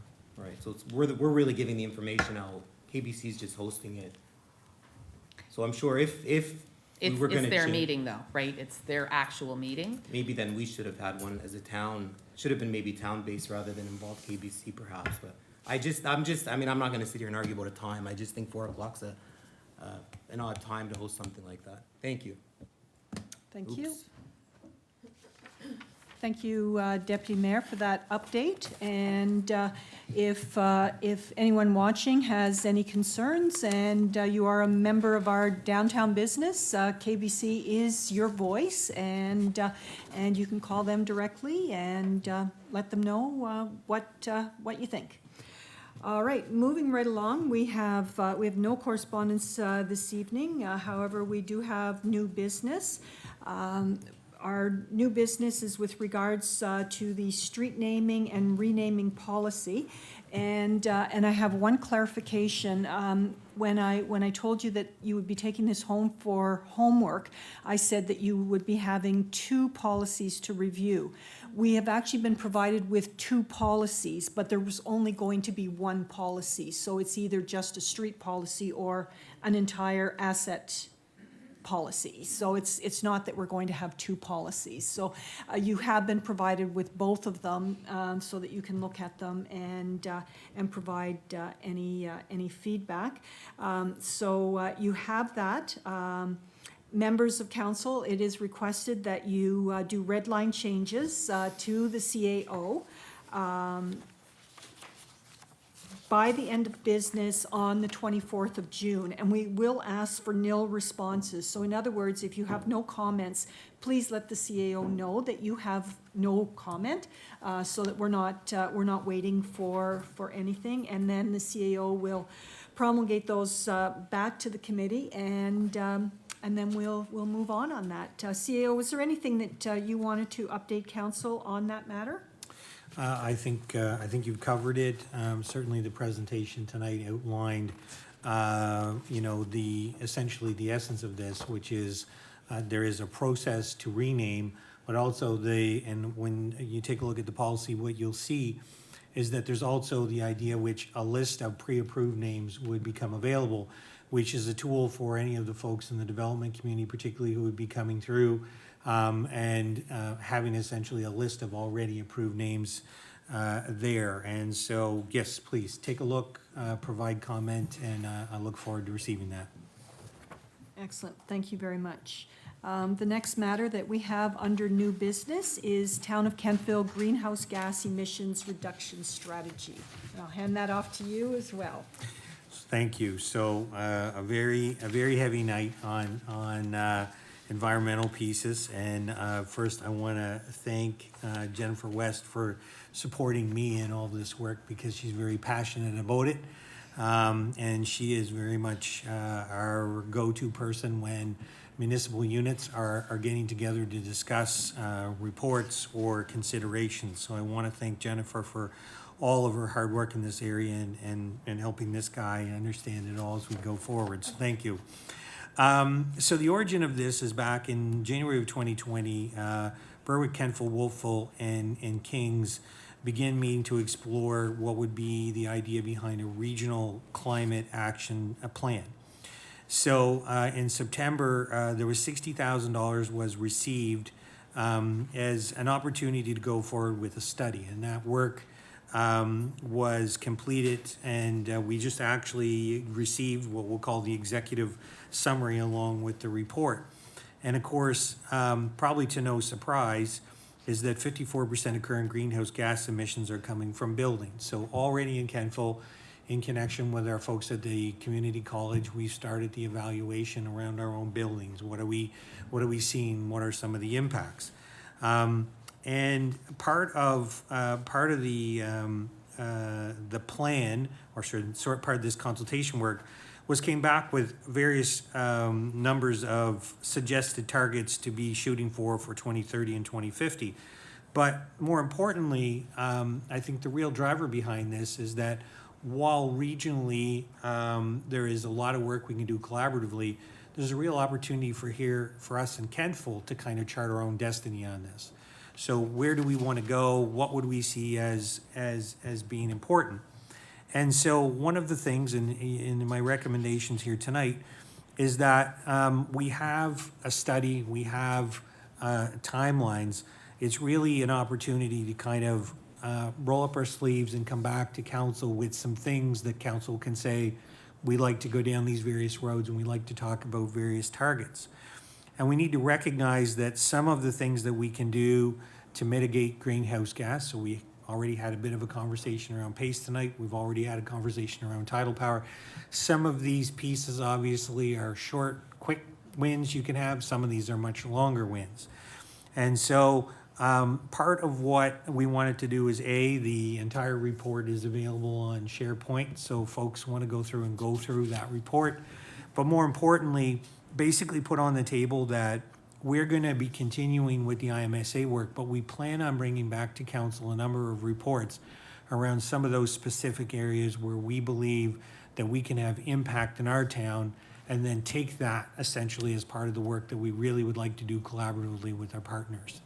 And so it's clear that, we know that a lot of our greenhouse gases are coming from within buildings, but we also are looking at things like EV charging stations. So we know we're already successful in getting a grant in order to get our first town charging station. So a number of these things, as they come up, we're going to be coming to council looking for permission to apply for and pursue them, but also hoping then we can tie this all back in to that larger set of targets that, hopefully you're going to look at, discuss, and then be able to approve. So you get the opportunity, please go in and look at the report, and there's going to be more to come, but essentially tonight we want you to know that this is work that we're going to be getting a little crunchy on for the town, and then be hoping to get those same kind of crunchy numbers, then working with our partners to then get a valley-specific opportunity to move forward. Thank you, CAO.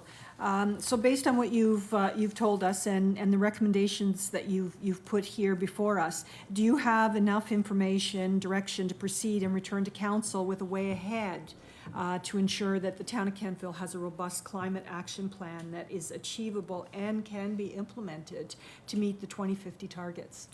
Yeah, I believe we do, and I believe that it'd be a really great opportunity to engage that discussion with council on some of those areas that folks are really passionate about, and we can put the gas pedal down on it, pardon the pun. Excellent, excellent. So I'll just open the floor up to council at this point. If you have any questions on that report or anything that you have this burning desire that they really look at as they're going through this, I open the floor to you. Councillor York. Thank you. I wanted to, and I am making an assumption, but I assume it was you who applied for the grant for electric car charging. Congratulations, that's a really big win for the downtown. You said it's going to be to the east of the rec center, if I remember correctly. Is it, that would be for public use and on maps, I'm assuming? Yeah, absolutely. Awesome, okay, thank you. Anything else? Deputy Mayor. Thank you, Worship. I just wanted to say a special thank you to Jen and also to CEO Choke. I think this is a very important topic, and we're making some really great traction, and it's nice to see, when you talk about pace and reduction of greenhouse gas emissions, like, it's just, we're really making some great strides and putting some good work in it too. So thank you for that. I appreciate it. And the other thing is that we can look at is, Kentville is home to several homes that have gone completely green with solar panels. And, that was done on their own hook and with their own technology. So, we have a lot of expertise in this town. And it might behoove us to get some of these folks out to chat with us and tell us, how they proceeded. Nothing like using some lessons learned, especially when we have good news stories that are out there. Councillor Gerard. Just, thank you, Your Worship. Just a quick question. Is the EV charging station, are they user pay? How does that work? Please, go, let me. Yes, so we decided to use a model that's different than the existing charging station. So we have an existing charging station, which is very well used in town. It's down at the arena, and it is free, which is astounding, and it's definitely something that EV users look for. They definitely look for that. So what we've decided to do with this charging station is to have it 2-hour free parking and free charging, and then have a fee starting after 2 hours. So we felt like that was a compromise that would allow people to not use it as all-day parking, to allow it to be a space that can be shared by more users. So you say free, somebody pays for it. Does the town pay for it, or is Nova Scotia Power paying for it? That is a question that I don't, I mean, I assume we pay for it, but that's, yes, we pay for it. But Will we Dave be Bell is doling out the really, gas as well? I can't say that, that Diesel I'm perhaps? working on it now. I did get the grant, but now Dave has picked it up, and he's working on those on-the-ground issues that I'm not as aware of. So we have Austin Brown, who's working on the electrical, Dave's crew, who is working on trenching and making sure we do things properly. Thank you. Thank you, Jennifer. All right, CAO, you've got your marching orders, so to speak, and we look forward to greening Kentville. Right on. All right, moving on to our next item of new business, and that is the appointment of the inspector. And over to you again, CAO Trope. So this is a bit of housekeeping. I've had a few folks who have been hired. So under the MGA, the inspectors for municipal fire need to have a motion that they would be approved from each of the municipal units. So essentially, under section 31(2)B of the Municipal Government Act, states the chief administrator officer may appoint, suspend, or remove employees in the municipality with power to further delegate this authority. So in this case here, we have the appointment of a municipal and fire inspector to the county, David Hayes. And tonight, with council's support, the individual who has been hired for the position can then start doing inspections here in the town of Kentville. Thank you, CAO, and by consensus, if there's no issue with the CAO's work on this, We're looks good. like we're good. Thank you, appreciate it. I could make a suggestion, if there's anyone who needs interpretive services for the public comments, if they could go first, Sure. so that our interpreters could head back to the city. Okay, Thank you. very good. All right, so that concludes our new business. So we move on to public comments. And if we have members of our gallery who wish to speak, who require interpretive services, we would please ask you to go first. You will have 3 minutes. We ask that you state your name and your address. And as I said, 3 minutes to speak.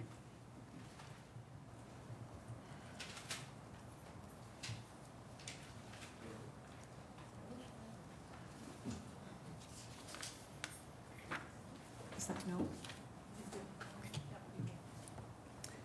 Good evening. My name is Sharon Keogh, and I live at 29 Alicia Boulevard here in Kentville. And I do not need an interpreter. I need 6 minutes, not just 3. However, my husband's here, and he has gladly donated his 3 minutes to me for the total of 6, if that is okay. Proceed. I don't want to be here. I'm 65 years old. I'm retired, and I simply want to enjoy retirement. I don't want to be involved in town business. And yet, for the last year, if not longer, every time I turn around, I cannot ignore what goes on here. I'm compelled to speak up. It's such a shame. You're responsible for a lot of progress here in this town, great progress. You deserve a pat on the back for so much. We have new businesses in town. We have fabulous murals. We have Miners Marsh. There's activity in Town Square. We're talking about a new sports facilities. These are great things. But then there's the messes you create. When you dig holes, man, you dig them deep. And for the life of me, I cannot figure out why. Just a few years ago, we were considered the absolute best town in Nova Scotia to live. It's in a book. I got it. I swear that's what it says. And now, we are laughed at. Other municipalities that envied us make jokes. We're a continuous feature in Frank magazine, which prompts other medias to report on each and new fiasco that occurs here, and we do not disappoint. In the mayor's first term, we got into a fight with the Apple Blossom Festival to the point they pulled the parade from the town of Kentville. For at least 70 to 75 years, the Shire town of the Valley hosted the parade, and they pulled it. Luckily, sober heads prevailed, and the decision was reversed in time.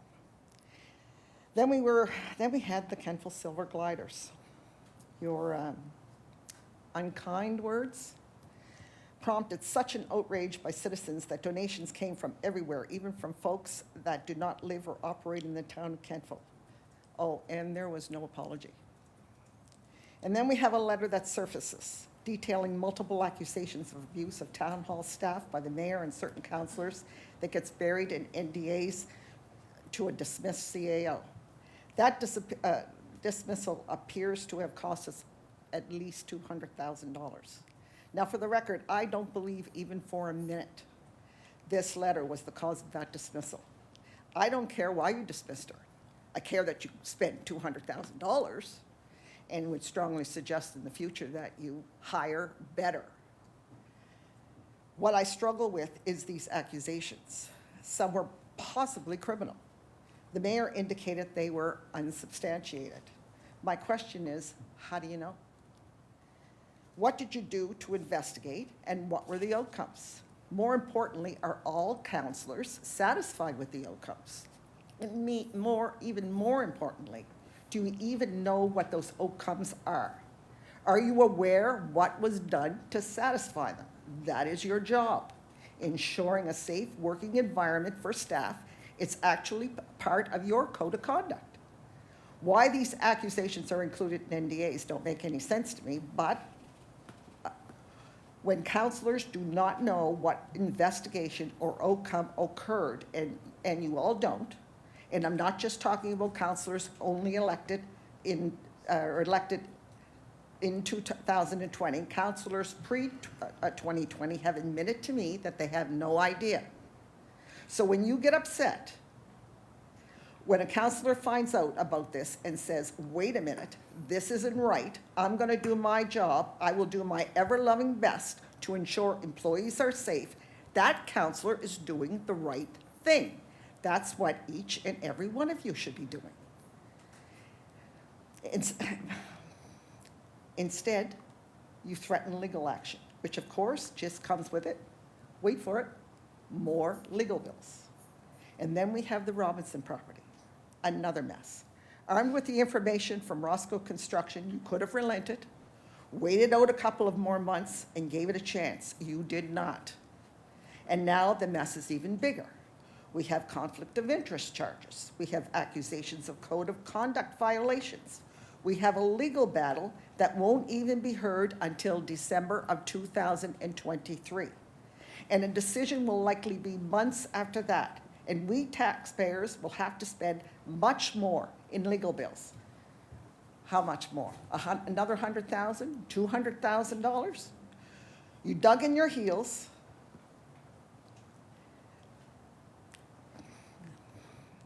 and justified it with that we lost confidence in the developer.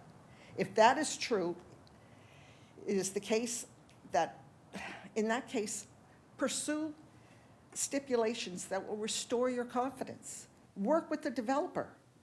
Determine solutions that can mitigate whatever perceived risks you envision. You don't just dig in your heels and say no. You don't give up on an opportunity for a great development until you have exhausted every avenue to make this work. What are we going to have in the end if you let this go until December 2023 and after? Absolutely nothing to show for it. We will be back to square one, and we will need to start all over again, and that's only if you win. Do this not for Mike's Clothing, not for you, but do it for us. Do it for the town of Kentville. Just a little bit of effort, and we all win. We get a great addition to our town, we get an increase in our tax base, and we're not spending our tax dollars on unnecessary legal bills. Last item, a little constructive feedback. I wrote a letter to each and every one of you. It was respectful. It simply recapped events and asked some legitimate questions. However, in your agenda, for some reason, you're reporting that you never received any correspondence. I had responses from the deputy mayor and councillors Sabian and Maxwell, and last night I got one from Councillor Huntley. The rest of you didn't even have the courtesy to respond. Councillor York did acknowledge it. So now, not only are you unwilling to read correspondence from citizens at these meetings, but you now don't even have respect to even respond to them. That's really bad. You really should work on that. Thank you for your time.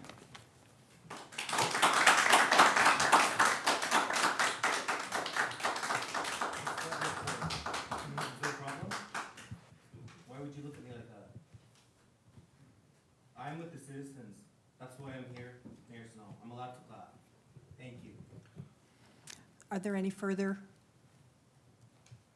public comments? I second everything she said. As do I. I totally agree with her. Good job. Good job. She says she has nerve enough to say what some of us think but don't have guts enough to say it up. That's right. Well done, Cheryl. Well done. Good evening. Mark Rogers, 427 Park Street. Excuse me. This is not COVID. I've spoken here in the past, and one of those times I spoke about the value of democracy in society. Democracy in governance, and about ensuring that democracy is practiced, especially in decision-making bodies such as this. Democracy can sometimes go off the rails, however, and when that happens, when elected leaders lose sight of the constituents they represent, or when it's perceived that the constituents' voices are not heard or actioned, we as constituents, I feel, have a responsibility to speak up. I do believe you're seeing some of that here this evening. I'm quite sure that's not going to stop anytime soon. I didn't realize the speaker before me was going to speak to some of this, but this is a tad broader than that. I'm driven to comment this evening after hearing that different citizens have attempted to engage our town council, my town council. This is my town council. I'm sorry, I'm very adamant. You are here to help make my town a better town. That my town council gave little or no response to this correspondence. So allow me please to reiterate. The principle of democracy is that all constituents' voices may be heard at the ballot boxes, as well as through communication between elections. I say elections because there's one that elects you in, perhaps one elects you in a second term or does not. It appears, however, that this council has received several letters. Some of the authors who are here this evening, one of whom left, this meeting seemed to go on a little bit longer tonight, that weren't even deemed worthy of a reply, let alone being actioned. I know that people have asked letters be read to council. I'm not sure what the policy is on that. I've spent a large part of my career lobbying elected officials in different capacities. Did you know if you're writing a letter to your member of parliament, they are duty bound to answer your letter if you ask a single question in that letter? Our MPs are duty bound. I would hope that that would trickle down to the province and the municipality. I'm not sure. It appears, however, that Kentville Town Council has no such policy, or at least if there is any such policy, then it's being ignored. Let me be clear. I feel strongly that if a constituent takes the time to make his or her views known to a duly elected body, they should be granted the respect of a reply. If someone asks if his or her letter be read at a council meeting, then at the very least, they should be given an explanation as to why this action cannot be completed. But in an ideal situation, any citizen should be able to share his or her views with the town council that represents their interests. Thank you.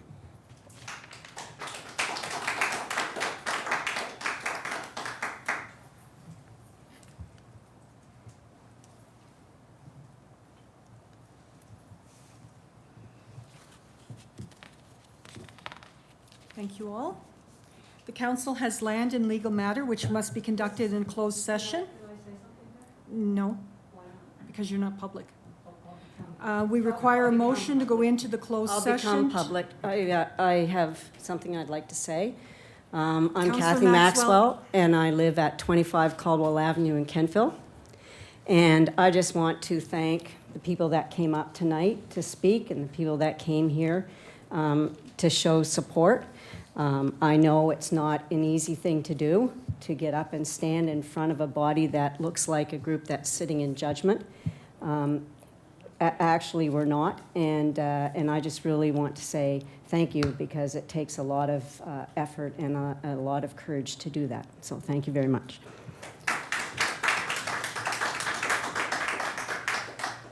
The council has land and legal matter which must be conducted in a closed session. We require a motion to go into the closed session to discuss the agenda items, and we will not be returning to Facebook Live for adjournment of this meeting. If we could move into a closed session to discuss the item, please. Councillor York, thank you. Thank you, Deputy Mayor. It has been moved and seconded that the council move into a closed session. The question is on adoption of the motion to move into a closed session. All those in favor? Those opposed? The motion is carried, and the time is 9:02.